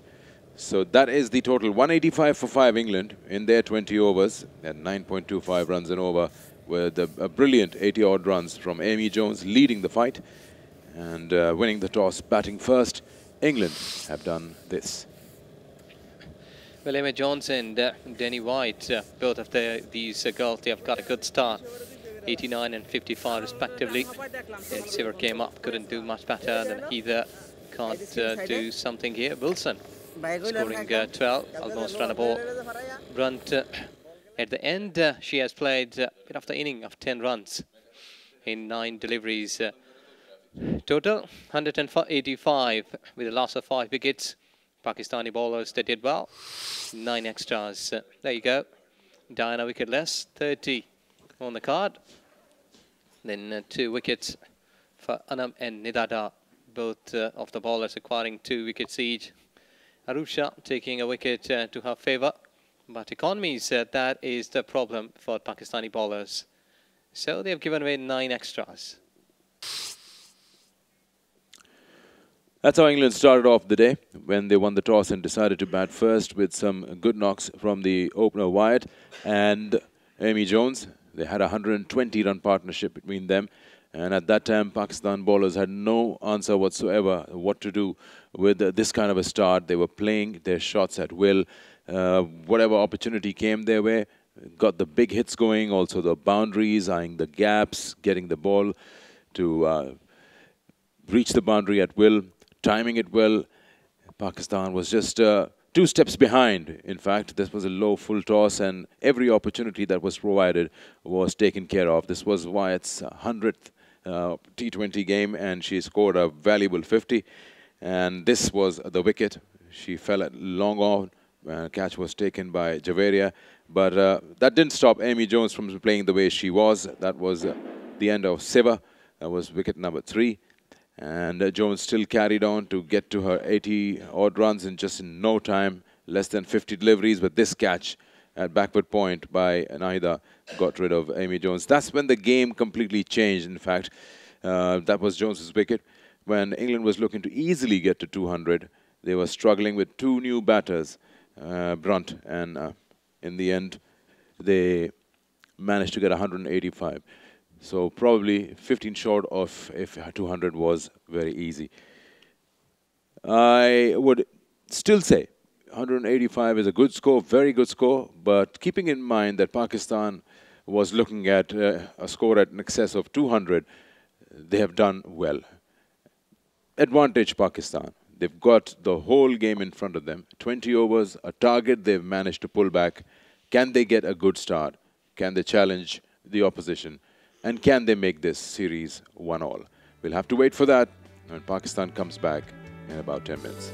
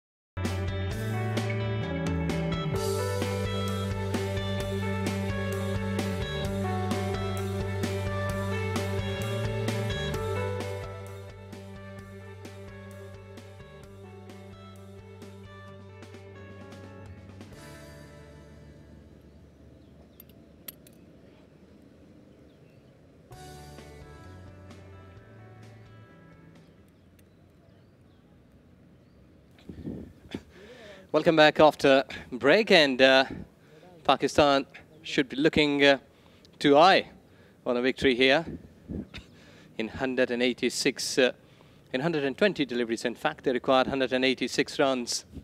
That shouldn't be hard. And look at that beautiful Kinrara Oval, Kuala Lumpur, Malaysia. We have Pakistan versus Australia. It's not here, beg your pardon. Pakistan versus England. They are setting up here for the second T20 of the 3 T20 series. As English cricketers, they are going inside. Umpire Ghaffar Kazmi and Khalid Mahmood Senior. Both of them are standing in the centre. And English cricketers, they must be happy the way they have done the things so far. In both openers from Pakistan, they should have came up to the standards in the previous ODI series and T20s, and this is the day when they have to do some extraordinary cricket. But, from English bowlers, they've been brilliant. They didn't allow Pakistani players to settle down when they were bowling. Now it's batter's turn from Pakistan to come up quickly and can do some damage to the early bowling in the power play, because both openers, they can do some better things here. Nahida Khan, 52 games for her, 588 runs, strike rate nearing 80. She's having 43, the best. But her teammate on the other part should be looking to get a good start along with her. 96th game, over 1,600 runs. She is also getting a good strike rate, 7.5 centuries for her. And from England's point of view, they need to pitch those deliveries from Catherine Brunt and a proper line. Bit of back off lane delivery to start off. And Nahida Khan, as we've spoken earlier, she's from Quetta. The way she's just got a good build-up. Done wonders in the past. And let's see what she can do here for her side. Well, the bat is coming quickly. Good hand-eye coordination. Stopping the ball in front of her, keeping her head down. And there you can clearly see ball has been pitching in line. And bat has been closing up. She's really a hard hitter. After deliveries of back off lane going towards onside, they have got protection down to the long leg. There you go. Over the fine leg fielder. It's a runaway. It's gone for 6 maximum. What a hit. Clean, and there you can see that Nahida, she's really a hard hitter. When you're giving her back off lane deliveries, there was not that much bouncy delivery, but she has managed it well, properly playing it towards onside and earning 6 runs. And that's exactly the way Pakistan should be getting a start here. Some more aggressive. Towards offside. Henry is along with me, so should be looking to get 10 runs per over. So the power play will be a big factor in this chase. Well, this game either drifts in towards a comfortable England win or stays interesting, depending really on what happens in the next 6 overs.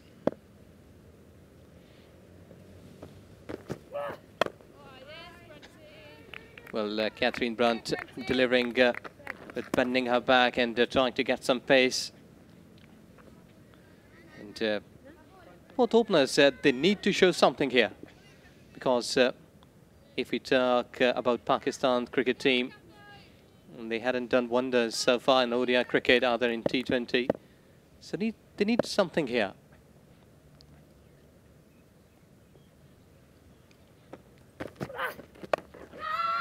Play towards onside. Bit upishly played. But Skrilla goes there. She's cutting it off pretty decent way to get from the first over. 7 runs without wicket.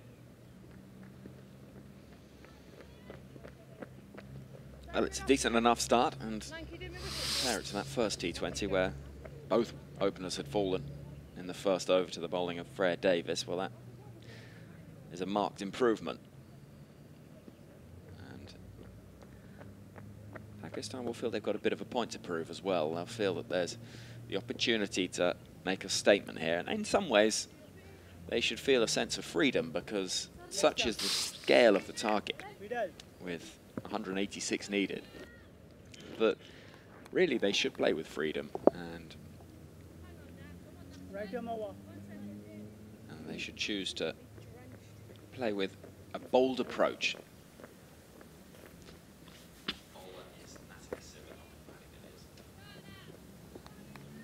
So England changing things up to start this second T20. And their bowling attack with Nat Siva. I've heard she born in Tokyo, played her initial cricket in Netherlands and then coming to England. Yeah, she's had an interesting route to international cricket, Nat Siva. She's an excellent all-round athlete, plays football as well, a good footballer. And oh, that's a hard hit. Catches the call. Fielder is underneath it. So that's the first wicket. Pakistan should not be looking this. But I think so. The call was there to play aggressively. She's not happy.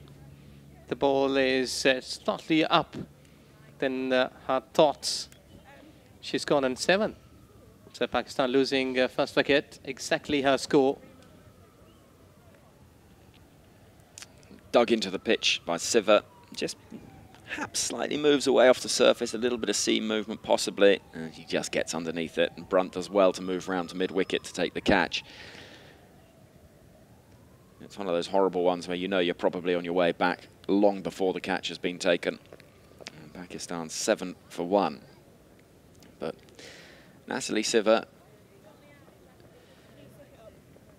is an effective bowler. You can see I think it's just got a little big on her and with a quicker delivery than she was anticipating. And Brunt takes the catch.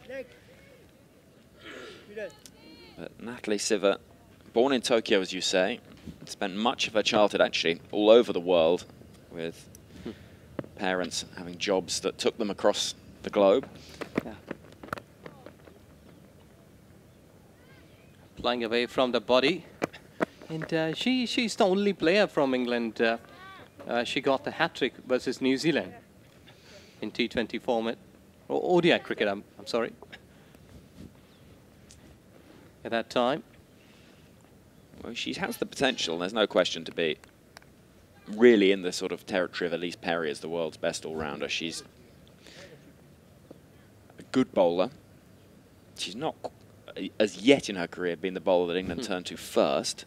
I mean, this game being an exception.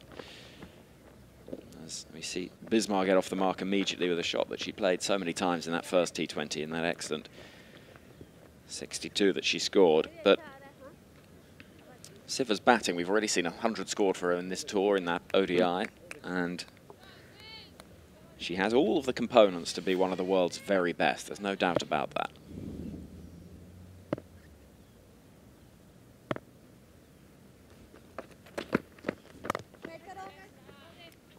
Yes, exactly. Well, both teams, they've been equally equipped. But when you look on to the all-round cricket, like runs per over, Pakistan has got 5.5. English cricket team, they've been scoring 6.5 throughout their career as a team.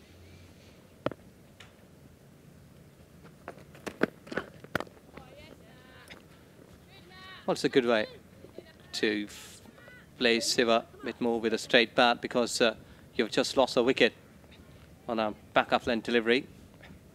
So it's a better way just to get like a couple of more deliveries with a straight bat. Just get off the pressure, off the wicket. But you have to keep this thing in your mind, the luxury of power play, that you can go over the top. She has caught the wicketkeeper on the stumps.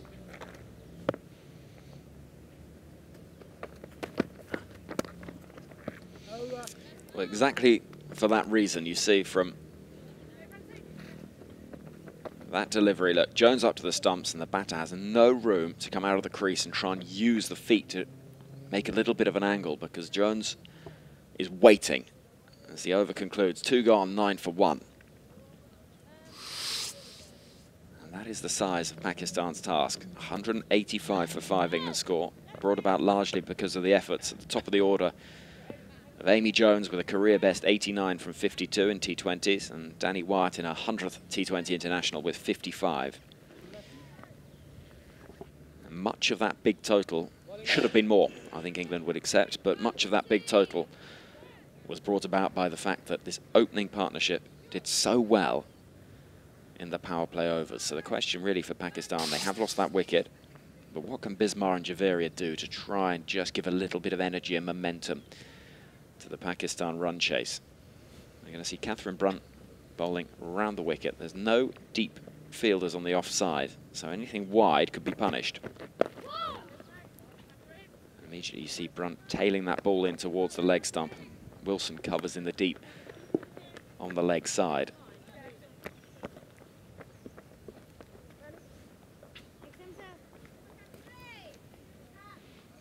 The question really is, it's always a very difficult one. If you lose an early wicket in a big run chase, how do you approach it? How do you try and keep yourself in the game? Yes, exactly. They need to get a good partnership. Just not play officially. Just go through the line, play all along the carpet. Was zone to the pads, going down to the fine leg boundary for 4. So that's the way. Play all along the ground and don't go over till you get some more confidence in your batting. Just a little bit full, straight onto the pads did Catherine Brunt. And a roll of the wrists from Javeria, using the quick outfield, and away the ball went. But Brunt doesn't necessarily need to target the stumps. She just bowls that awkward channel outside off stump. There's not much that Javeria will be able to do with it with the field that's in place. That's the sort of line that we're talking about, just not offering any width either on the leg side or off. It's easier said than done, of course, but you look at this, it's just on that 4th stump line, and it's awkward to try and work away, and it's a dot ball. Isn't Brunt is bowling very much close to the stumps. She's bending her back, and I've heard that she had some back problems in the past. See that? She's still going wicket to wicket. Yeah, a year or so ago, just over a year ahead of the World T20, as was in the Caribbean. She missed the tournament, injured with a back strain, just on the eve of the competition. It's a common injury for fast bowlers. Yes, it is. Especially if you've bowled the number of deliveries that Catherine Brunt has over her career. It is. She's just changed the area, and let's see if she can do something here. In English cricketers, they're all the time looking for wickets. Slightly change in the fielding too for Javeria. Third man is deep, back foot point, covers, then mid off, coming on to the fine leg is short, then mid on, mid wicket. There is space on the square leg deep. Again, just straying too far on the leg side and offering the opportunity for easy runs. And you see it reasonably often with the left-hand, right-hand combination, that bowlers early in their spell can just struggle to find that line consistently to both of the batters. But Catherine Brunt on a couple of occasions there just got it slightly wrong as the over concludes. 3 gone, 18 for 1.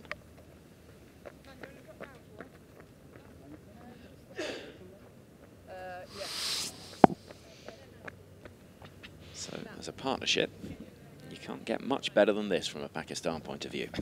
Yes, Bismar topping the chart. Over 2,000 runs, 70 best. Look at the strike rate, then Javeria is along with her. Since 2009, they're playing all together. domestic at international level. Nidadar Nenabadi, she has retired. Sanamir, she has just taken off from international cricket for a bit of the time. Good to see players from Pakistan women cricket team. They're scoring more than 200 runs in 10 years of span of their career. That's nicely played. Well, that has gone through. Space was there. Fine leg was pretty fine. Third man was pretty finer. She has not been able to grab the ball. Look at that timing. She was just cutting it and earning 4 runs for that. Well, Davis just bowling over the wicket to the left-handed Bismarck. Anything remotely loose is just going to keep on going away from the left-hander, and so she can throw the hands through the ball and get value. It's a better line from Freya Davis. It's straighter.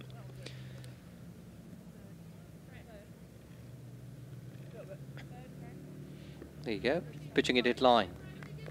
Good one, not giving any sort of room to the batter here.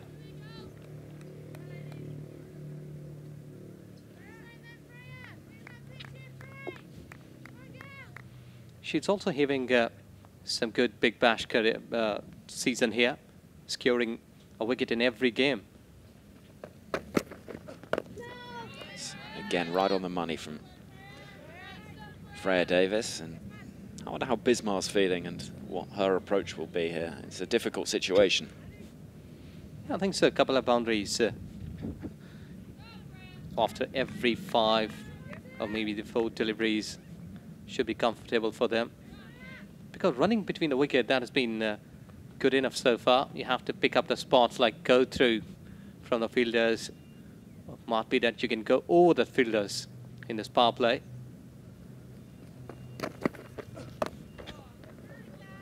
There you go, towards onside. Because you have nothing to lose here. If you lose this game, you will be getting out of the series too.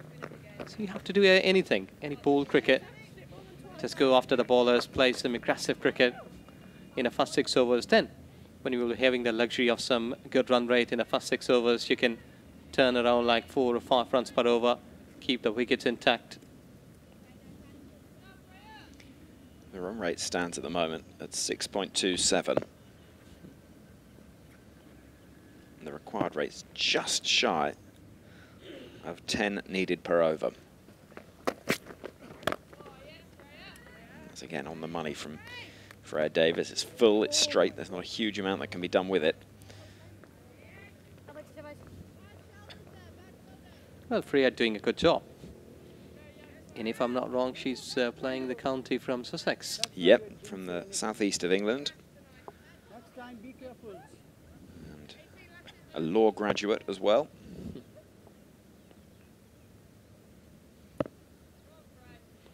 She's a good tall bowler. Getting a bit of the jump at the start of her run-up. Down the leg side, protection was there in fine leg. So good over. Just 5 came in the power play of the 4th over. Pakistan scoring 23 for 1. That's a good recovery from Davis, because 4 from the first ball and then just 1 from the next 5. And Javeria and Bismarck here just trying to give some sort of opportunity. We saw that excellent partnership between Bismarck and Amema in the last game that gave Pakistan, well, I think more than a bit of hope. There was a phase in that game where the required rate was at about 10 and over, and they were going at exactly that. You always felt once that partnership broke, though, there could be trouble. And so England turning the screw and turning to spin with Sophie Eccleston coming into the attack in her 25th T20 International.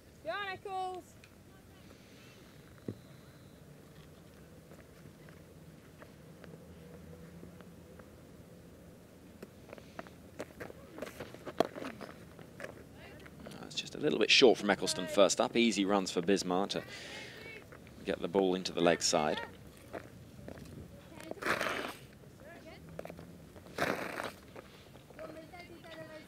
Well, Bisma and Javeria all together, they have got a good partnership throughout this career.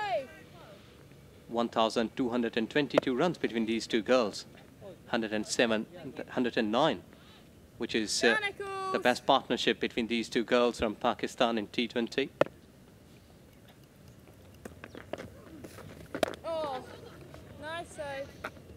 So they've played a bit of cricket together. So they exactly knew that when the eyebrows will have to keep up, when they will have to close the eyes, when they will be running. But at this stage, they need some quick runs. They don't need to keep quiet.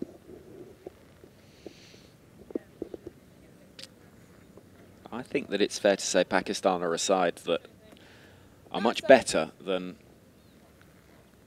a team that just wants to bat out 20 overs. I think they're they're not at that stage. They're beyond that. And that goes straight to the fielder. And Sophie Eccleston gets the high fives from her teammates. And England have a second wicket, and it's almost in slow motion. Bismarck has to look up and see the catch taken in the covers. 25 for 2, and Eccleston strikes. It's a sharp catch. It's gone straight into the midriff of Danielle Wyatt. And a catch for Wyatt in her 100th T20 international. A second wicket falls. You can understand why Bismarck's playing that stroke. She's looking to go inside out, try and loft it over that infield. But the catch is taken, and the Pakistan captain is out for 9.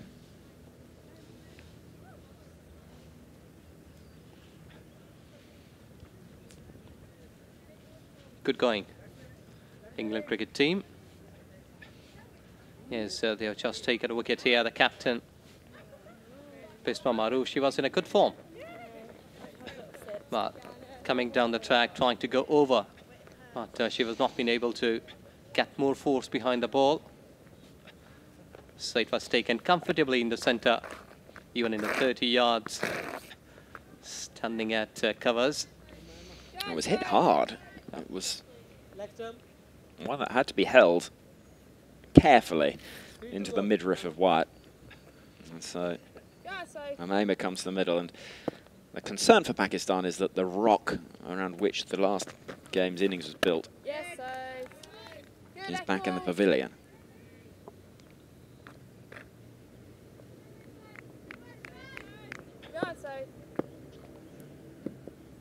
I'll have a look at that wicket again in a moment.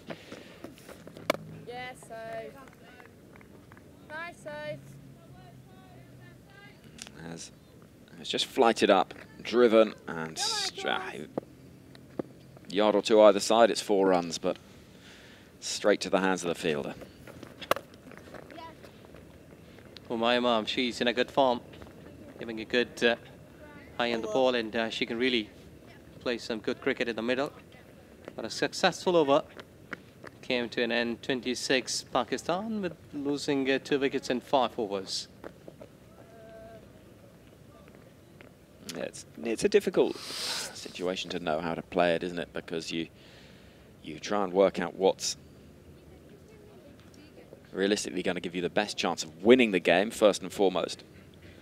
And then there will be a point you sense where the run rate just gets too much. It's required at the moment to be 10.67 and over, which is huge. And it's a challenging one to know how to play it, really, because you don't want to be bowled out really cheaply, but equally, there's not much point in standing around blocking for 20 overs. I totally agree that. I second that. There's got to be something you're playing for. You're not playing to win. There's no point standing out there in the sun. At least the effort towards it should show. And that should... Omema is in good form. Javeria is still out there. But they've lost 2 key wickets of Nahida and the captain Bisma. That is a huge setback.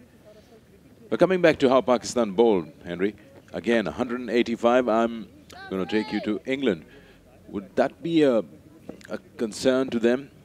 Again, coming back to the shuffle in the batting order, 2 new batters. In the end, Brunt couldn't work it around easily, immediately as she came in. Laid in the air, but safely over that fielder. Will it go to the boundary? Yes, it does. That's a good shot. Confident shot with a full face of the bat. And playing it just over that inner circle to stay safe. And the rest of the work is done by the boundary. And the outfield is very quick. Yeah, coming back to the question of falling short. 150 almost, 149 and 50 overs. 5 overs to go, 8 wickets in hand. And then you end up at 185. I think England will be a little disappointed not to have got more than they did in the end. I think they should have made 200 probably. Oh, that's gone in the air. She's completely miscued that. Was it the pace that was just taken off by the bowler, Davies? Because she just closed the face of the bat and just scooped it up in the air. Easy catch that. And that's 30 for 3, Pakistan.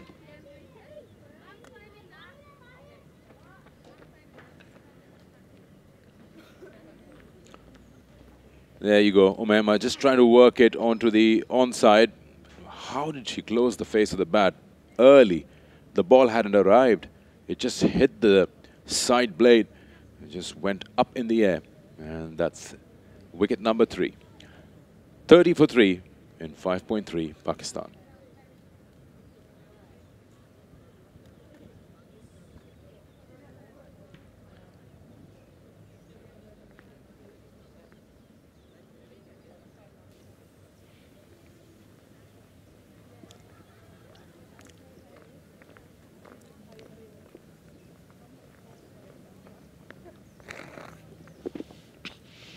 Well, Pakistan losing the third one here.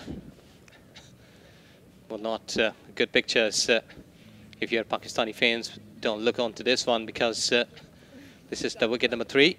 Went up into the sky and T20I taking a beautiful high arm catch. And they're happy. Pakistan batters number 4 and 5 in the centre. Hiram Javed getting 150 to her credit, 77 strike rate into her 34th game.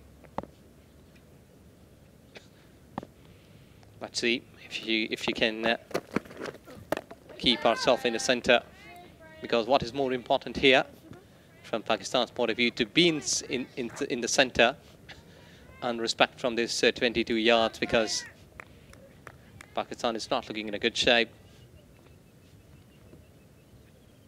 They're losing wickets, which were not expected from them in this very important game, because England cricket team leading the series of this 3 T20s by 1 not, and this is the second game.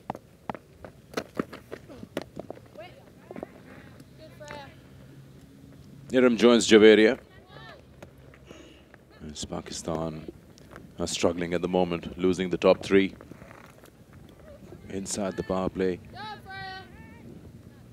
And those 3 wickets are the most important ones in form batters.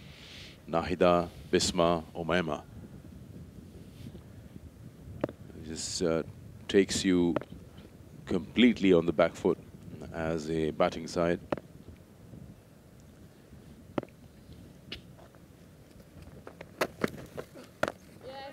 End of power play, 31 for 3.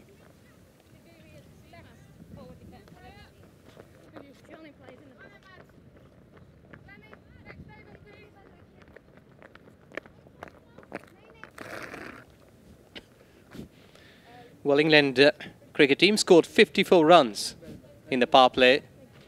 They didn't lose any sort of wicket there while putting up those 54 runs. But look at that. English cricket team, 9 runs per over. They were going all along nicely, but Pakistan, totally a different way. Down the leg side, that was a good start when she hit for 6, but then a miscue. Getting over, but couldn't get the distance, and an easy and simple catch. That's another way, playing all along the ground and getting some runs quickly. Playing some tremendous hits as well. But there you go, playing inside out, couldn't do much better than giving a wicket here. So that's why you can see that these batters from Pakistan, Hiram, she's been just hanging her bat straight not been able to score some big hits because there is a pressure.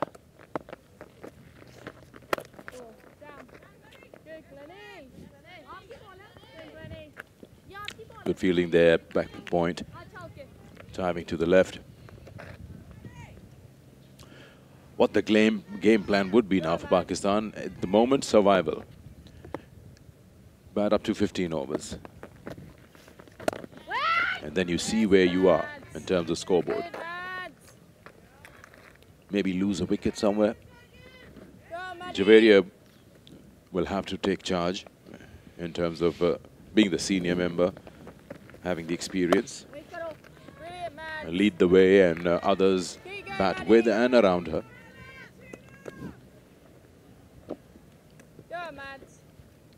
He says the required run rate jumped up to the dozen here, 12 runs per over. Well, 2 sixes in every over from here on would be a difficult task for a team which is already 1 down in this series. Well, you can expect something here, some extraordinary cricket. Well, Maddie Williams is about to bowl a maiden. And she does. So 7 gone, 31 for 3.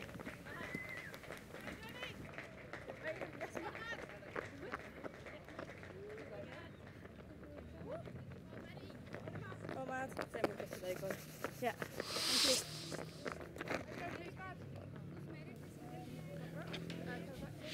155, that is what's required here. With 78 deliveries to go, with 7 wickets in hand.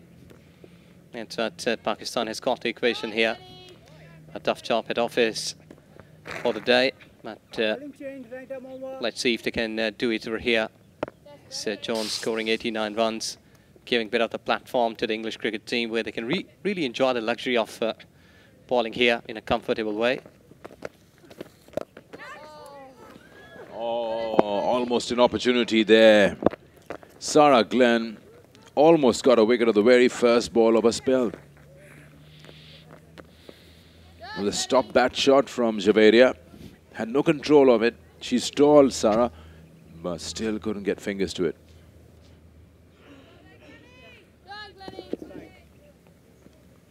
Just pushed a little too hard, Javeria, on that occasion. This time down the wicket. That's a good-looking shot. That's a confident shot for a maximum. Well played, Iram. Well, approaching to the pitch of the ball.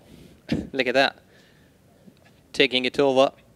The mid-off is inside the 30 yards and he has got a comfortable zone there. So she picked up that area. Played it with a superb timing. Perfection was there, so that's the confidence what has been required here from Pakistani batters to go all along nicely. Just get every delivery behind the bat.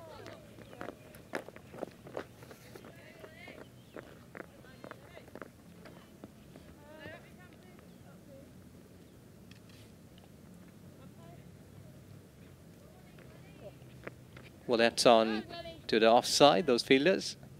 They're backing the things up. But towards onside, they've got patrollers on the boundary lines.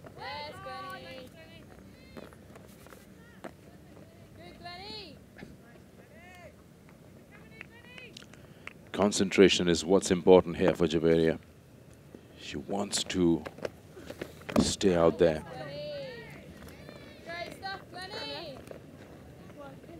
She's going hard at the ball. We've seen the previous 2 occasions in this over. Just trying to hit it hard.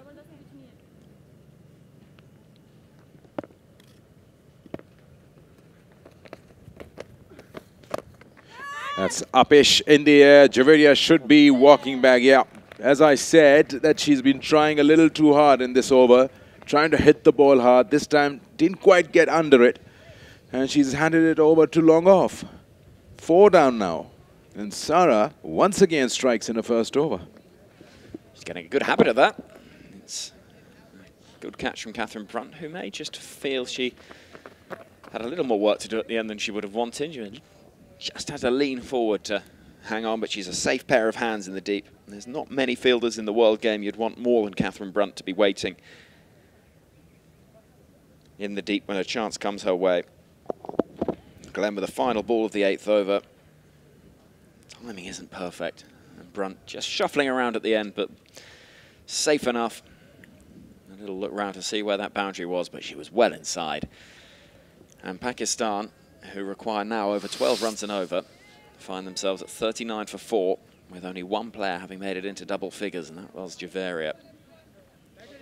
And this is starting to look a little worrying in terms of there's two types of defeat. You can lose having a real go and getting close, or you can lose and fall in a bit of a heap. And it's a worry at the moment that Pakistan don't seem to be generating any momentum. And look at that economy for England as well. Villiers with the maiden over. She'll continue bowling, but there has been no real over where things have flown truly in the way of Pakistan. Well, not much a batter can do, but then how much of game awareness is around you? 3 down, 30-odd runs on board. You're trying to extract something in terms of shot making, which is not there. Whether you wait for the opportunity, bat up to over number 15 as a pair. I was expecting a little more, but Javeria's bad run in this tour with the bat continues. She surely has a lot of experience, but she hasn't been able to replicate that. 98th game for Nida Dar. Now, does Pakistan have another? Oh, that's another wicket down, or is it? Yes, the catch has been claimed. Just when I was just going to talk about how Nida Dar can work it around for the sake of Pakistan getting closer to that target, she has handed it over to the left of mid-off. Have a look at that. That's a good catch from Sophie Eccleston diving forward at mid-off. She had a little bit of ground to make up. And as always, with those catches that are low down, you worry about when those elbows make contact with the surface. Are you going to be able to keep that ball in the hand? But we see that catch from Eccleston. It was hit hard enough, but it was aerial, and you see those elbows landing. She slid rather than bounced, and that was the key.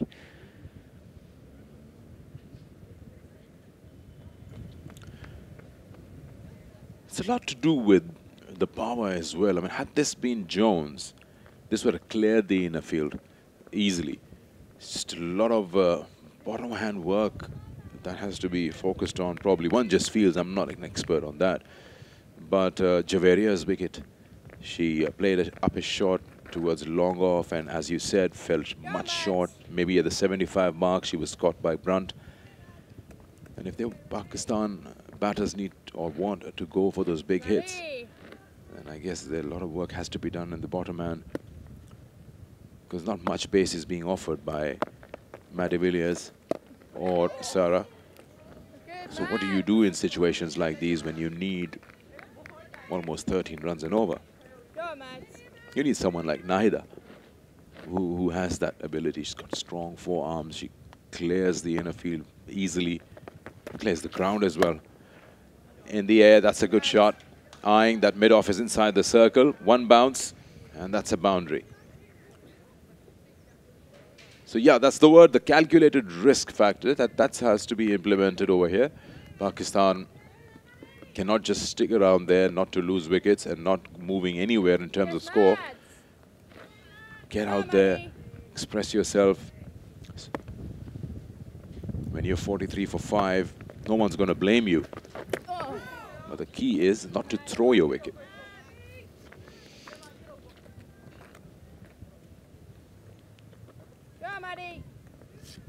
That's well bowled. Awkward length.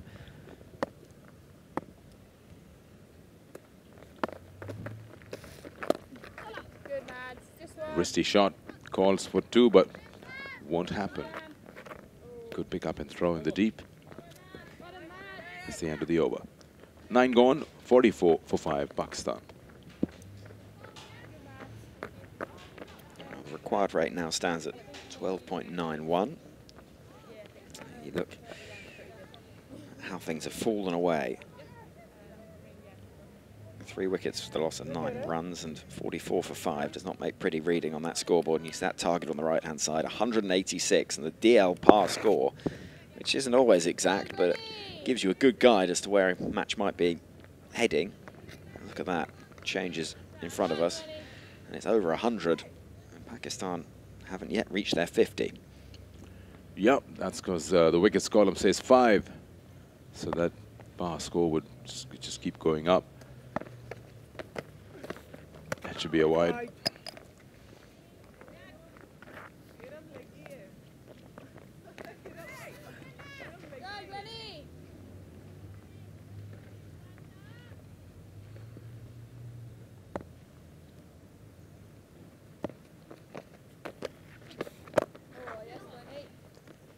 Sarah Klein is a tall bowler. You expect her to get more bounce in Australia, and that's a good thing.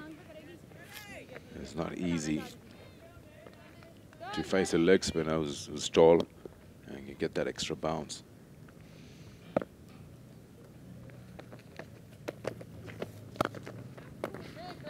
It's well bowled, well fielded.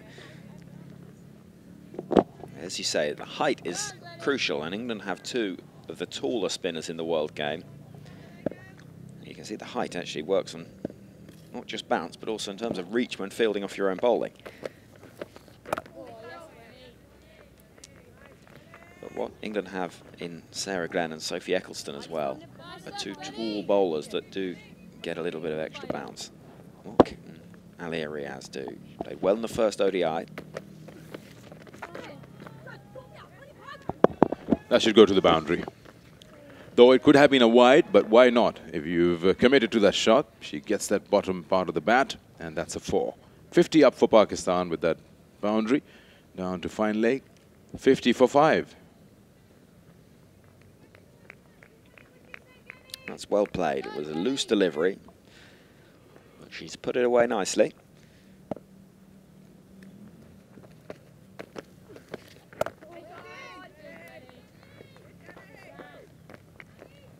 She's one of those batters, got that power, the bottom hand that we were talking about. You see, of the back foot, she pushes the ball, goes quickly to the fielder.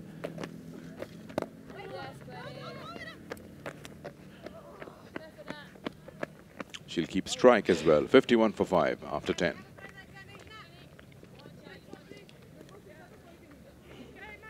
So what's got to be a minimum ambition for Pakistan from the final 10 overs of this innings?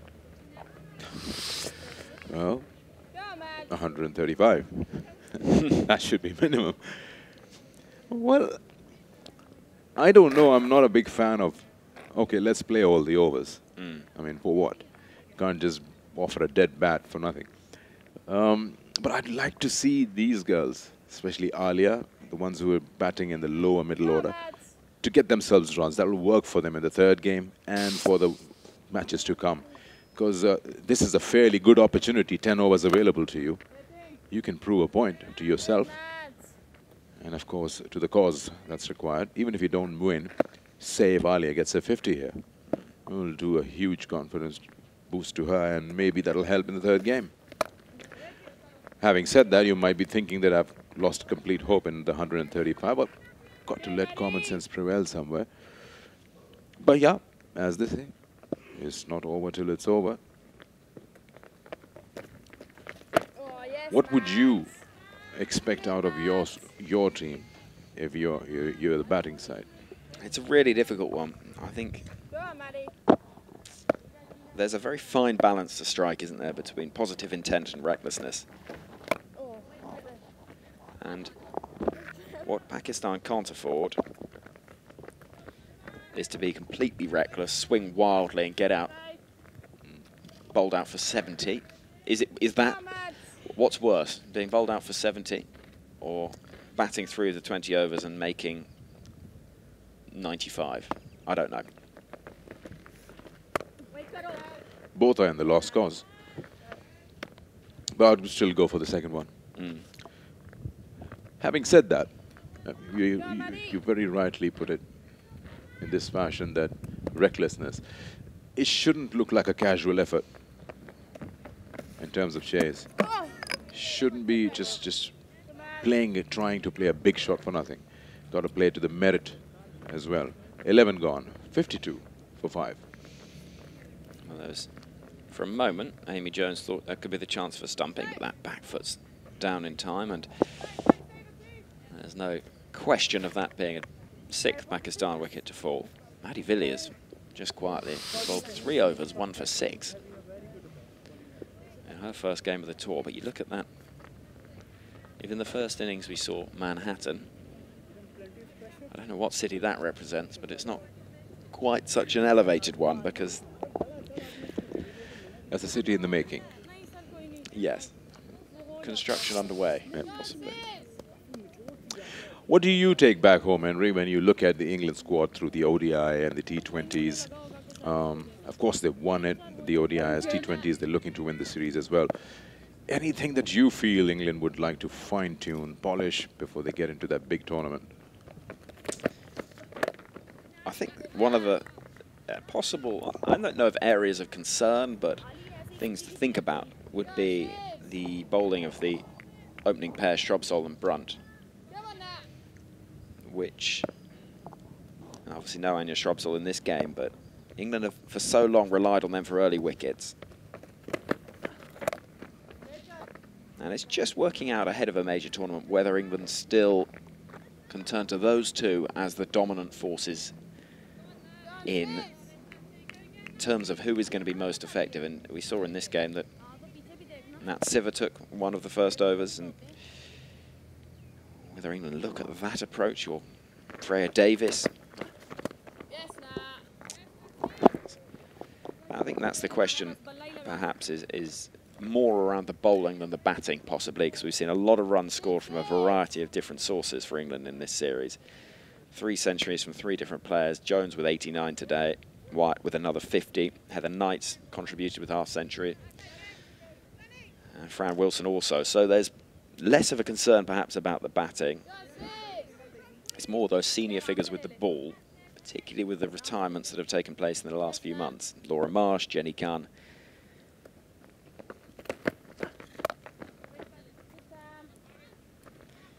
It's just working out where and how that bowling lineup, I should say, is made up. But you look at that at the bottom of the screen, just that one boundary, that solitary boundary from Alia, that ball speared down the leg side, but there's now just 1 run in the last 10 deliveries. England's new head coach is joining from Jan. Help me out with the name. Lisa Kiteley. Lisa Kiteley. You think this is still her control from behind the scenes, or you expect a bit of a revamp in terms of actual role play of individuals when she comes in? That's a good question. It's a very good over from Nat Siver comes to an end. Maiden over, 12 gone, 52 for 5. I would expect that in this, that England have been very clear that this series, the England team is coached by interim head coach Alistair Maiden, who's been part of the England coaching setup for several years now. But Lisa Kiteley is here, and I'm sure has been consulted for her thoughts. And it's also worth remembering that her background comes with plenty of experience of the England setup, where she was an academy coach for several years, but also being a coach with the Perth Scorchers in the Big Bash League. She knows a lot of the England players. Catherine Brunt, Nat Siver, Amy Jones, Anya Shrubsole have all played for the Perth Scorchers in recent years, and so she's very aware of that core group of the England side, and doesn't have a huge amount of time before the World Cup to make any huge changes. I think that's the other point. No, I was more interested in knowing if she wants to give definitive roles to these individuals, not making any changes. Let's say the batting order. So is this shuffle her part of her planning, or you feel things will settle down by end of Jan? You would have thought there'll be certainly a level of consistency by the time that the end of the tri-series between England, India and Australia is reached. I spoke to Lisa Keightley yesterday in an interview that she said, you know, her coaching style was she tries to take a bit of a back seat, really, and the onus is on the players to make the decisions themselves and be responsible for how they play their games, and refer to her and the coaching staff as supports and as people that can work with them. How many dot balls is this now? It's a maiden last over. We've seen 4 deliveries. I think I'm right in saying now we've seen 1 run in the last, what, 18 deliveries? 16 deliveries? 16 deliveries, 1 run.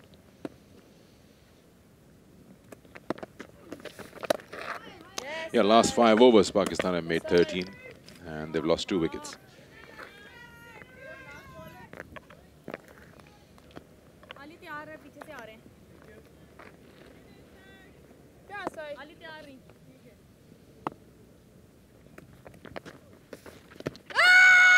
Shout for an LBW.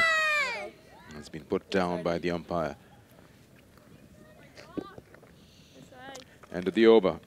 It's 13 gone, 52 for 5. Well, 2 maidens back to back now, and they're going nowhere, Iram and Alia. It is just completely dried up. Look at that. Siva with an economy rate of 1. Eccleston, economy rate of 1.5. Villiers, 2. And so it's been a masterclass, really, in restrictive bowling in the last few overs and reflective of the situation that Pakistan find themselves in. So Nat Siva is going to continue. I mean, I'd love to know what the record is for the number of consecutive dot deliveries in a T20 international. Yeah, good point. I've never thought of that. In a T20, yes. There's another. I think it would be a record across men and women.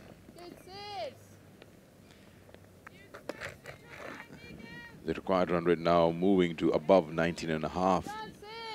So 2 maiden overs, and the over before that had last 2 balls as maidens. That's 14, and this is 15. And make it 16 now. So you're talking about 2.5 overs at stretch without a run in a T20. Yeah, that should be a record. That's got to be a record, isn't it? Yeah. 55 dot balls. Yeah, that's what, 9.1 overs. Yes, 9.1 overs, dot balls, and 13.3 played. I mean, it's decent bowling. This is, look, on the money. There's not much you can do with it, but Pakistan do need 20.6 and over. There's no foot movement. I mean, let's talk about Alia. She's had no option but to just offer a straight face at the bat or do this. As she's got hold of it, that's on for a 6. So exactly, the point is that either you go the highway or just offer nothing. I think she made up her mind that she's going for that big swing. She's got lots of space available after that long on fielder. There's square leg in the deep. Well, that's a great shot. That's one way to end the run of dots. Told you she's got the power. It's just about when she wants to use it. That's a better shot for me. Couple of bounces through the cover boundary. Beautiful shot. That is arguably as good a shot as we've seen from anyone today. That's a belter.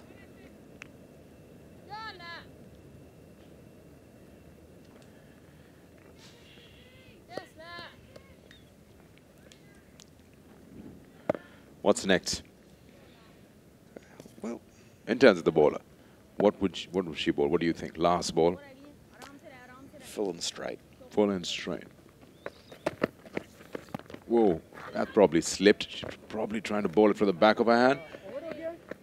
Have to wait for the umpire signal. Leg by is what they get. Good over this. 11 for Pakistan in that. It's 14 gone, 63 for 5. I mean, if I had to guess what delivery was coming, it wouldn't have been that one, probably. But that is a good over. A couple of really good shots in there from Elliott, who now leads the charts in terms of run scoring in the innings for Pakistan. 63 for 5, 6 overs left in the game. The run rate required stands at 20.5, 123 runs from 36 deliveries.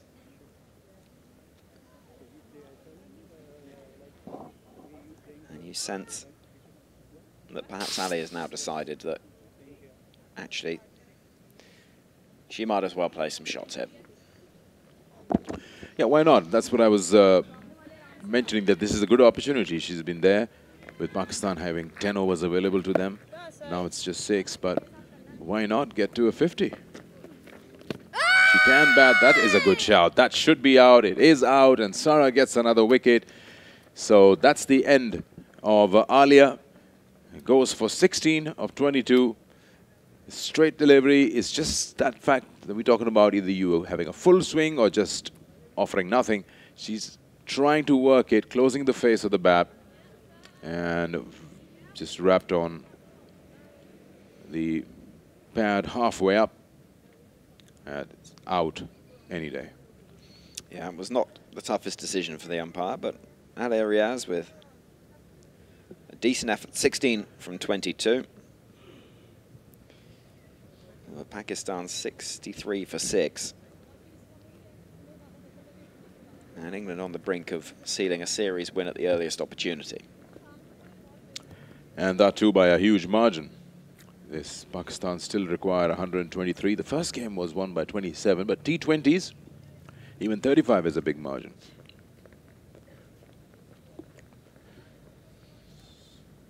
And it's going to be, you sense, more likely to be over 100.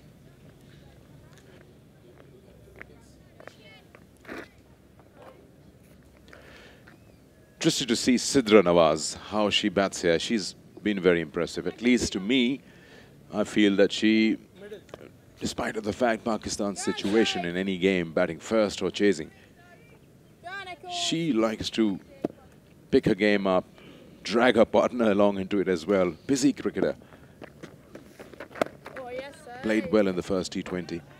Almost got a match-winning partnership along with Bisma.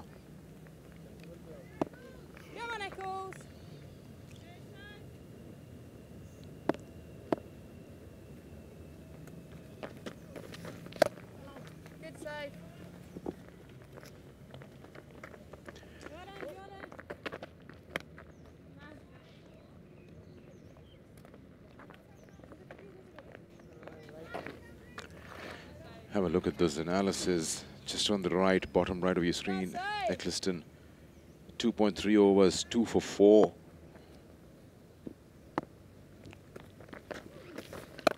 Get it safe. Driven down for a single.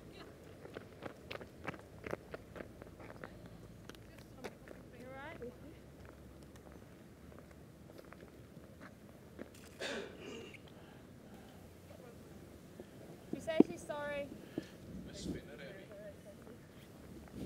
That's Naida. The first wicket, trying to pull one. Couldn't quite get any further than this. This is a big wicket of Bisma. That's closing the face of the bat. Umaima just balloons it in the air. It's back live.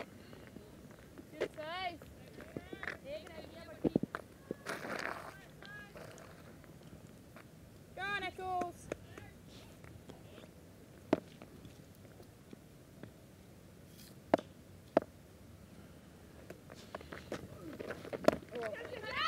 Yes, Nat. Good, Nat. We'll come back to the remaining wickets after the over. 15 gone, 65 for 6.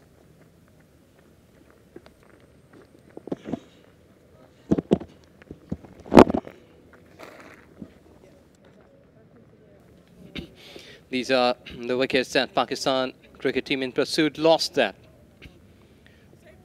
Down the onside, she was trying to play it. Take the leading edge up into the sky. Again going up. It should be the run rate, not the catches like this. And went high. Some of the brilliance in the field by England cricket team, and lack before their plumb. Well, this has been a beautiful in a great atmosphere here for England cricket team as they've been paving their way towards victory.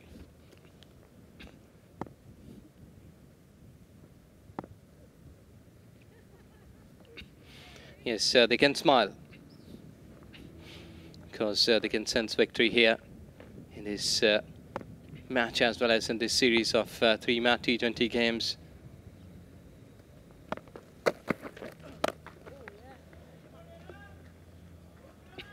This has gone over maximum. Here umpire Ghaffar, it's Ghaffar Kazmi, yes, he has just confirmed it. That's a huge one coming down the wicket. Yes, just a step outside the crease so that she can get the length according to her will. And just getting it right in the middle of the bat, Iram.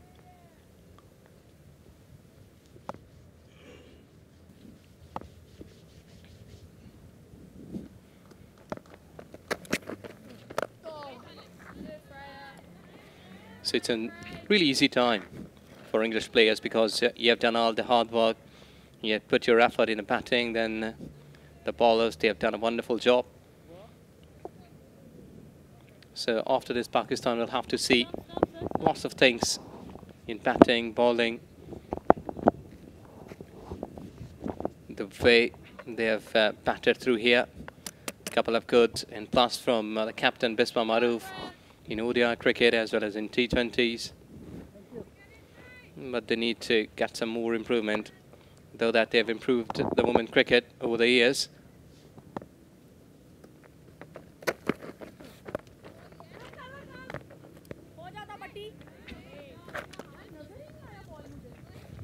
Well, I think that at this stage, Pakistan women are looking to go through their 20 overs. There is not much effort to win this game. Well, the effort, well, you need 25.5 runs in over and 115 of 27. That math doesn't match. So I guess they would try to survive and make sure that they get enough batting individually so that the game to come can help Pakistan.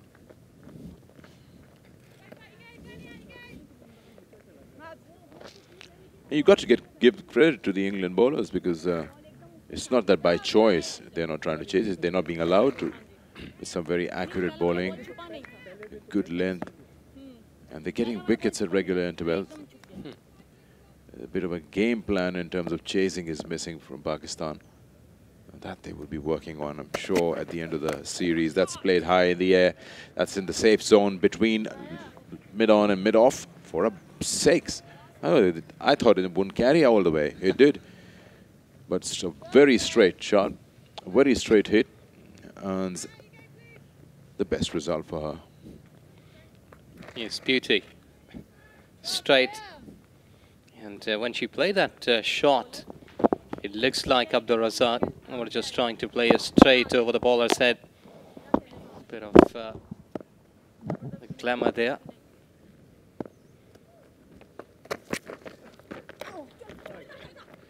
Down the leg side, this is wide too.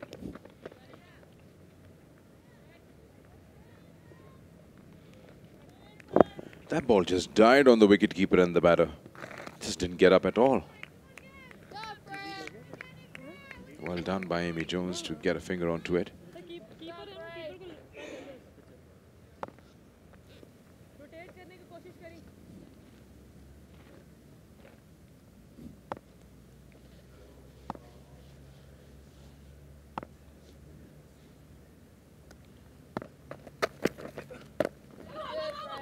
That's a good single.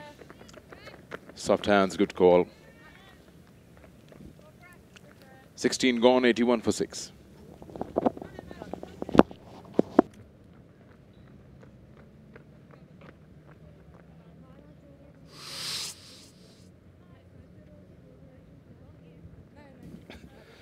Well, that's the match summary so far. How this second T20 of the 3 games have been gone so far. Jones scoring 89 in 52 deliveries. That's really quick.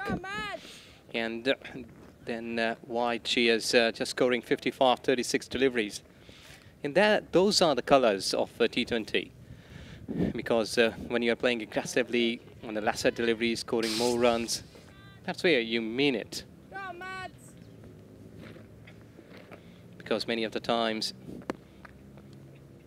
15-dot deliveries for Maddie Villiers. Down the wicket. This is going up. Fielder is coming in and needed. It's over. 6 runs.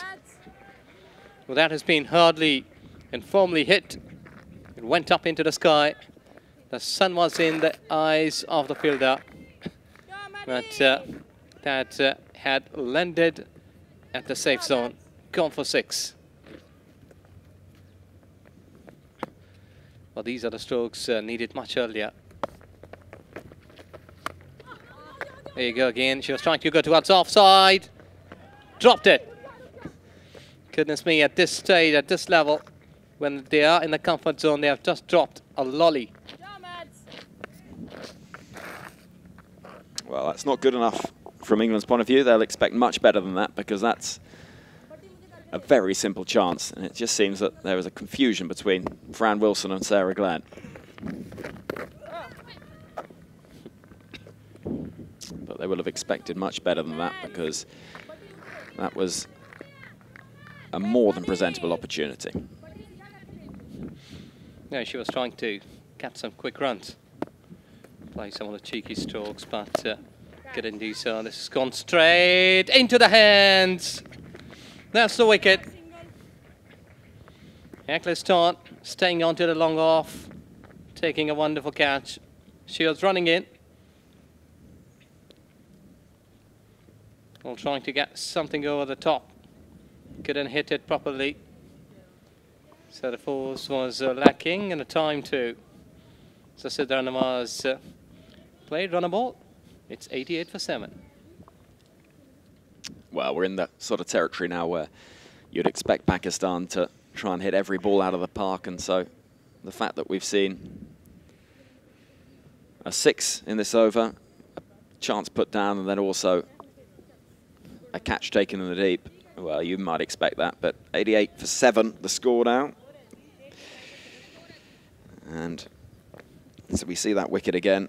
It was tossed up, driven down the ground, and Sophie Eccleston, not for the first time in this innings, shows a safe pair of hands.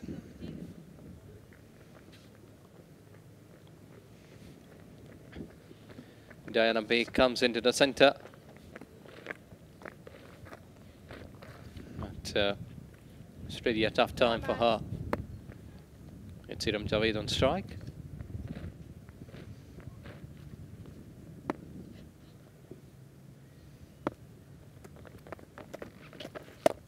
Well, she's just trying to hammer it.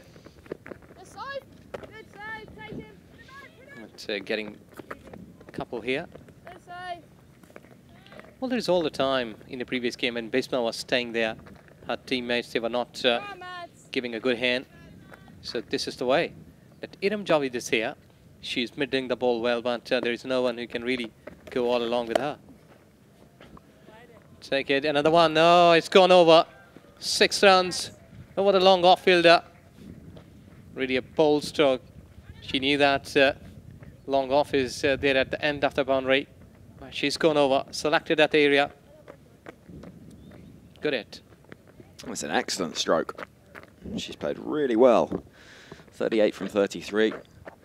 It's unusual that a game of cricket takes place where where one side has no positives to take from a game, but the performance of Iram certainly is a big, big plus for Pakistan. 90 needed from 18 balls is an equation I don't think you'd fancy any day of the week. Yeah, it's really hard. But if you're playing a video game on your monitor, well, you can score there. But it's really hard in the real life. But miracles happen. Catherine Bronchi has got the duty. That's Diana Baig. 17th game for her. 25 runs. Not much among the runs as she's a bowler. This is a tail for Pakistan. Let's see if they can twist it.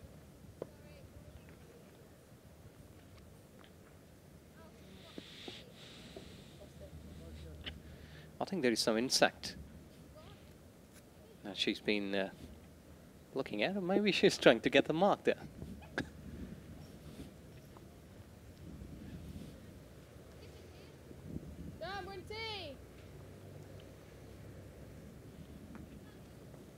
Well, let's see what she can do.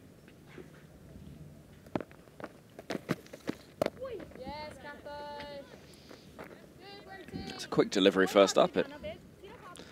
It's high on the bat.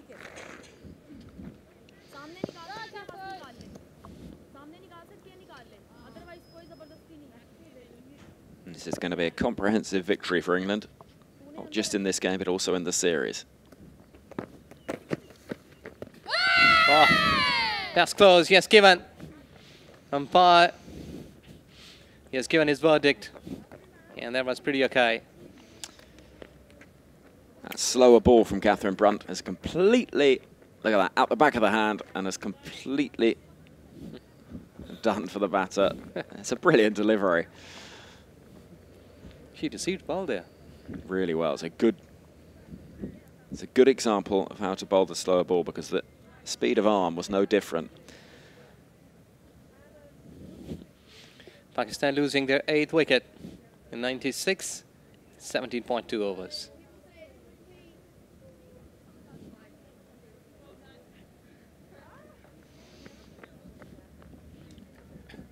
Well, have you been to the Catherine's, I think so, if I'm not pronouncing it wrong, Barnsley? She's from Barnsley, exactly that. It's perfect. Yeah. Sometimes really hard to pronounce the other cities because we never been to that place. No, it's from part of Yorkshire, so green. Yeah, so north of England. Barnsley is not far, sort of near Sheffield, Leeds, that sort of part of England. And a very distinctive accent you have from Barnsley. It's the same part of the world that Geoffrey Boycott's from. Oh, yeah, great. Sayyida Rubsha. She arrives in the centre.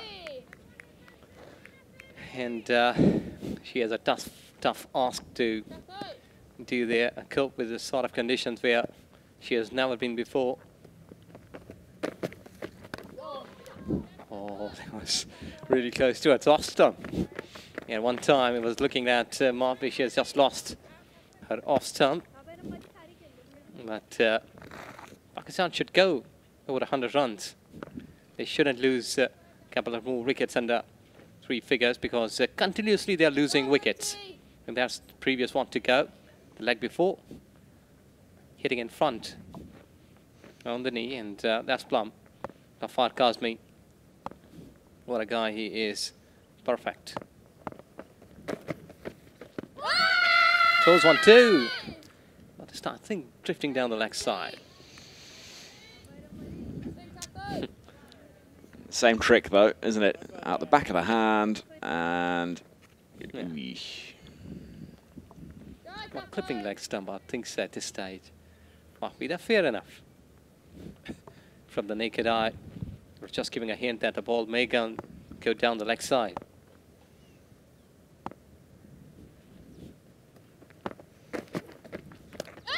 This time, Quickie. Mixing up the deliveries, and Ghaffar Kazmi giving it slightly late, but there's a wicket. So, I was thinking that Pakistan should cross 100 runs here. There we go. Just that little bottom edge. Yeah. So the umpire a moment or two is just to be convinced, but I think the reaction of Jones and Brunt said enough. Iram Javed, 38 in 35 deliveries. Pakistan losing 9 to 97.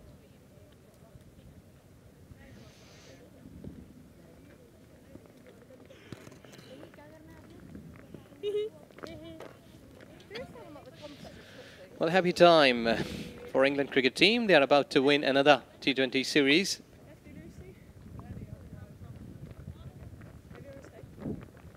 And there you go, courtesy to the good bowling. Mixing up the previous delivery, slower one, and this time getting a bit of the bounce, bending her back, and bit of under edge and bottom edge. And the wicket keeper doing a good job.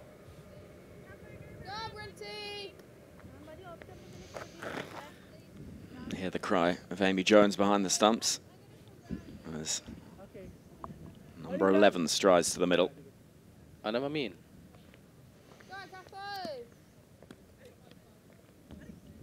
She born in the era of Pakistan when Pakistan became the world champions in cricket in 1992. That's her birth year. Special year in the history of Pakistan cricket. Yeah, a bit of a wave towards off stump. So over ball 18 overs gone, 97 for 9, Pakistan.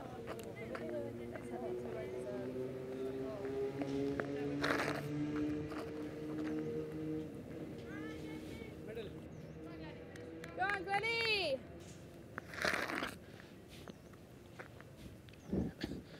Well, good over, 2 wickets in the previous over, where England was just getting through nice and quick.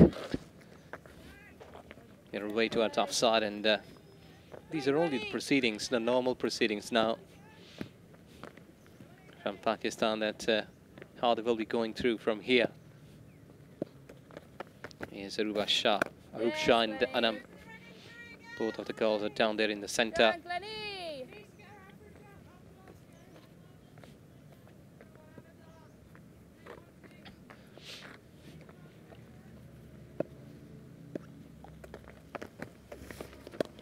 Oh, hitting on the pads. But the impact was down the leg side. What umpire will say, it's a leg by. No, it's legal run. So getting away from those deliveries quickly. England cricket team really happy. All the happy faces. Yes, they're about to win this in a comfortable way with a big margin. Well, towards onside. They will be taking a single.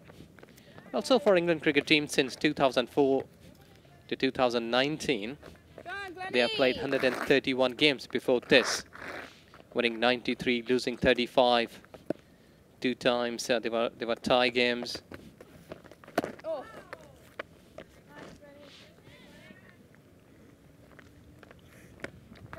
Well, they're going through the time.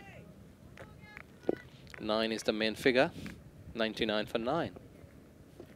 The monitors.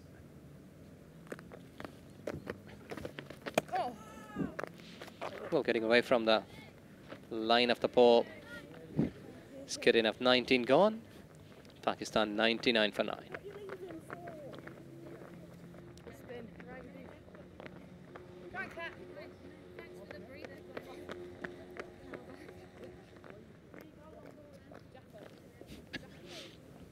Since time we're witnessing Pakistan getting 4 wickets. And there you go, the last 2 wickets. That fell quickly. There you go, rolling her wrist. Getting a spin there. There was a slower one. And then there she go, keeping the seam upright. Getting a bit of the bounce from the surface, deceiving the batter. And getting a wicket here. Beautiful bowling. That's where you call classy bowlers. Are you okay? Better? Over the years, English cricketers, look at that. That's from another. Where she was trying to pull it. Couldn't judge the height of the ball, hitting on the body.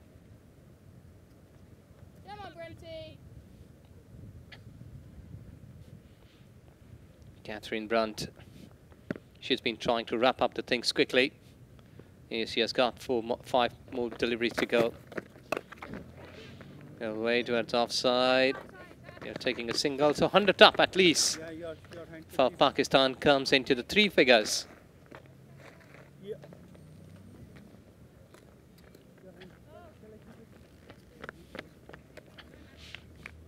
Could have been a better try and a better effort from Pakistan. Yes, they are very much getting up in terms of runs, because as many as you can bridge those runs between required and taken on the cards will be a good one. Here towards offside. She was trying to play it away from the body. Couldn't do so. It's a dot delivery. But England cricket team is about to win their 94th game in 132 games overall in T20.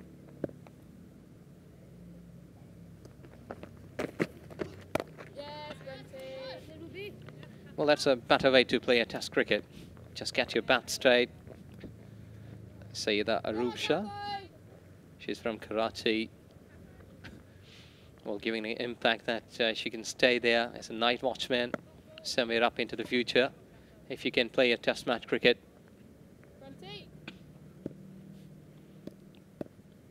But let's see if Pakistan can survive here with 1 wicket. Yeah, that's better.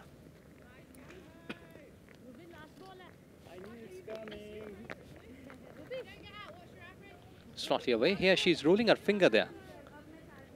Get a slower one, but getting away from the target.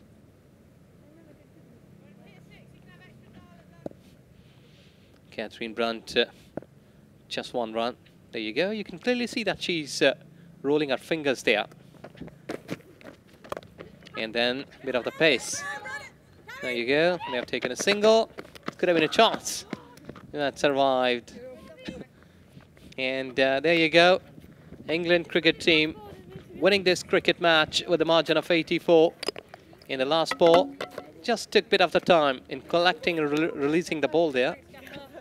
That has just left the batter to reach home safely. So, England cricket team winning with a margin of 84 runs.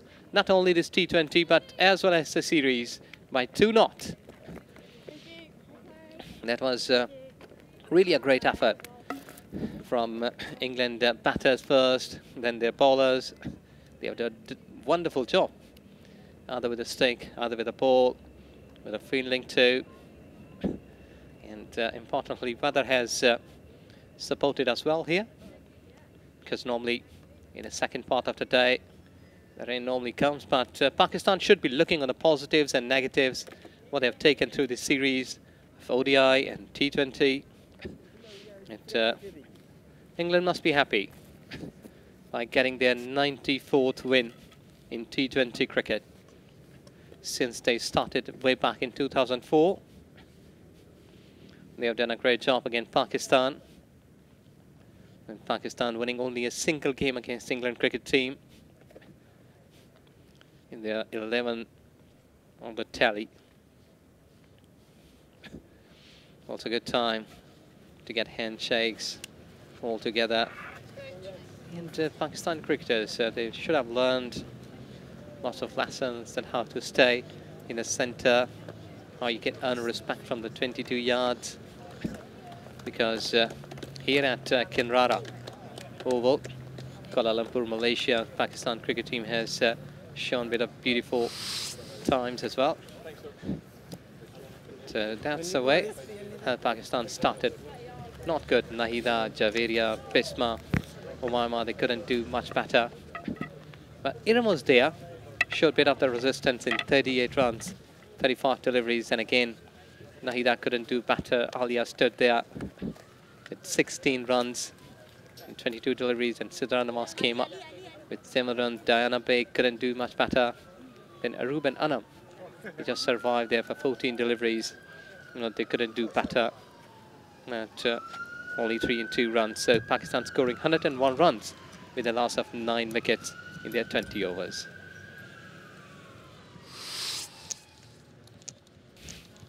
There you go. England cricket team, the bowlers, 2 wickets for Catherine Brunt, then Siva scoring 1, Priya Davis getting 1 wicket, and Ecclestone getting 2 wickets for Villiers, and Sarah Glenn getting 1 wicket. So every bowler chipping in, getting the wickets in. Look at the economy at Ecclestone getting 1.67, Then Brunt and Siva, 4.5. And that has been a wonderful as a bowler's card. Well, a couple of small partnerships, which Iram and Alia, then Iram and Sidra Namaz kept there at the bottom line. That was required at the top from Pakistan's women cricket team. They couldn't do so better. A couple of good hits came into those partnerships. But 4 extras, 20 overs, Pakistan scoring 101 runs with a loss of 9 wickets.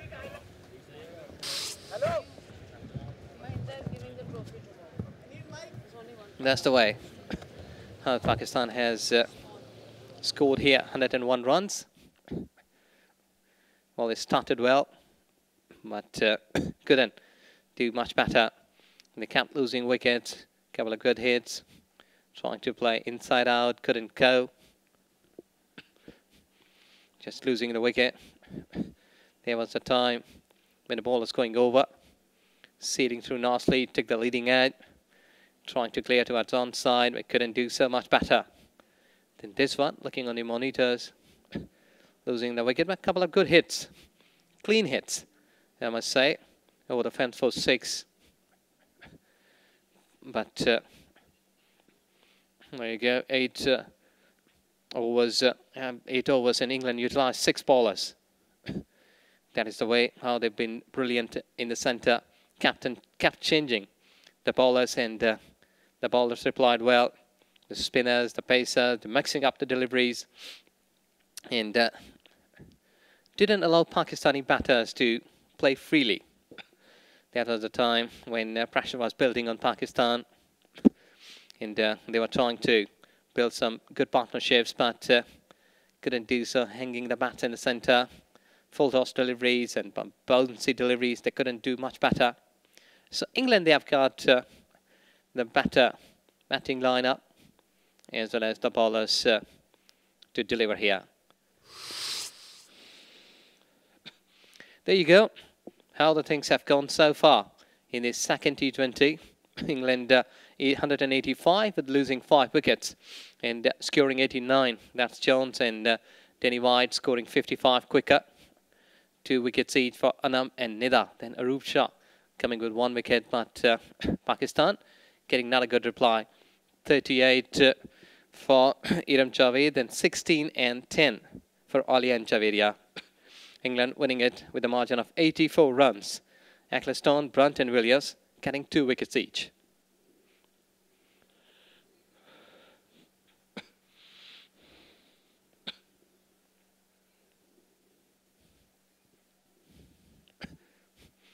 Well, that's where England cricket team winning the second T20 as well as the series by 2-0. Pakistan will be coming strongly in the next game. That will be the 3rd game tomorrow morning, and they must be looking to secure some good runs. But we are taking a short break. We will come back with the presentation ceremony.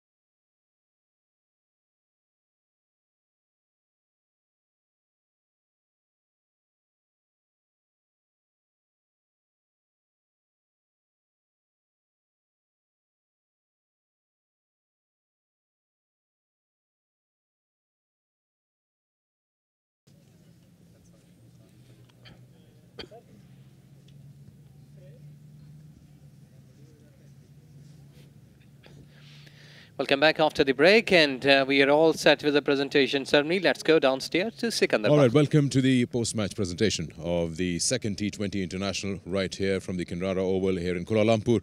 Second T20 won by England and also the series. This match comprehensively by 84 runs. Congratulations to the England team. Now to first introduce our guest over here, Mr. Dinesh Muthuraman, who is the COO of Malaysia Cricket. Thank you very much for joining us. And he'll be handing over the Player of the Match trophy today as back-to-back Player of the Match for Amy Jones for a brilliant knock today for 85 of just 52 deliveries. Massive role in getting the side to 180 plus today, and entertaining to watch her play the strokes that she offered today. We'll have a quick word with her. Brilliant knock, back-to-back Player of the Match awards. Slightly better track than the one on the first T20?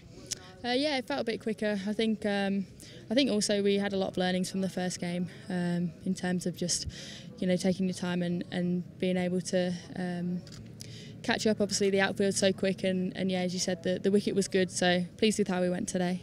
Seemed like you guys missed out on a 200.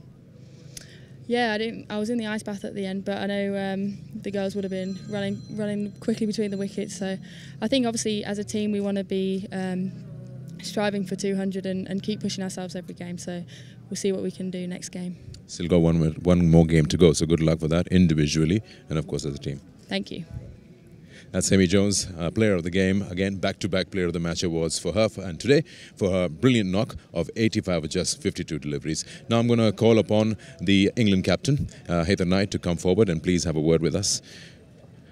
Heather, winning the T20 series as well. First of all, congratulations on that. Secondly, wanted to bat first today. Yeah, definitely. We thought it was a good wicket. It was not as tacky as it was the other day. So we wanted to get out there and make the most of it. And the girls up front did brilliantly. That partnership between Amy and Danny was outstanding. They've been really good at the top of the order for us for a long time now. And that's good signs, obviously, leading into the World Cup. Probably would have liked a few more at the back end again. But that's sort of nitpicking. And bowlers were very professional and got the job done. I was almost going to get to that. It might sound repetitive, but then again, 200 was on the cards, 150 odd in 15 overs. You would feel at the back end some work has to be done. A little bit. I think it's a slow wicket. It's quite hard to go in.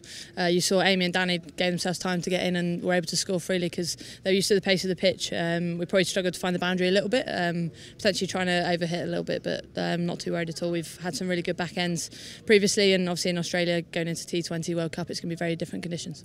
I'd like to see more of you with the bat from the ODIs to the T20s. You've been, demoting yourself, bringing yourself up in the order. Just trying to try various positions for the World Cup in mind, or is it just a game plan?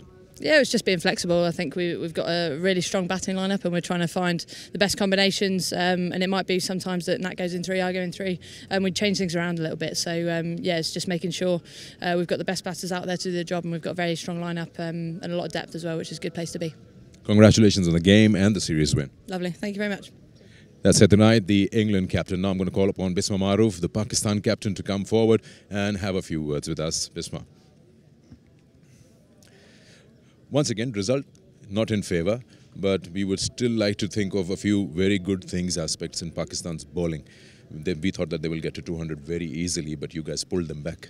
Yeah, we restricted them after 11 overs. We bowled in good areas. I think they put us under pressure whole time, and yeah, wasn't our day today. What do you think was the reason that the Pakistan top order today had a collapse? The wicket, you played here before, so what exactly is the reason as a captain you feel? I think we are not applying ourselves. We're not believing that we can do it. I think that's just the area we need to spend some time on the wicket, and this wickets will get runs. Yeah. Well, it's all about the preparation for the World Cup, of course. One more game to go. We wish you good luck. Thank you, sir. All right, that's Bisma Maroof, the Pakistan captain. Though Pakistan lost today, they still got one more game. If they can finish on a winning note, that'll be brilliant. That's all from here. Thank you very much, Sikandar. And there you go. The match summary of game number 2, T20 between Pakistan and England women cricket teams. Where it's a confirmation that England cricket team winning it with a margin of 84 runs. And that's massive in T20 cricket. Pakistan couldn't come up to the expectation in the second T22, sent Pakistan losing this. When England winning this T20 game as well as a series And that's it for the day, as women cricket is being promoted in this part of the region in Malaysia through Pakistan and England. And there you go, the third T20 tomorrow, 20th December at 10 in the morning. We will come back to you. Till then, take care.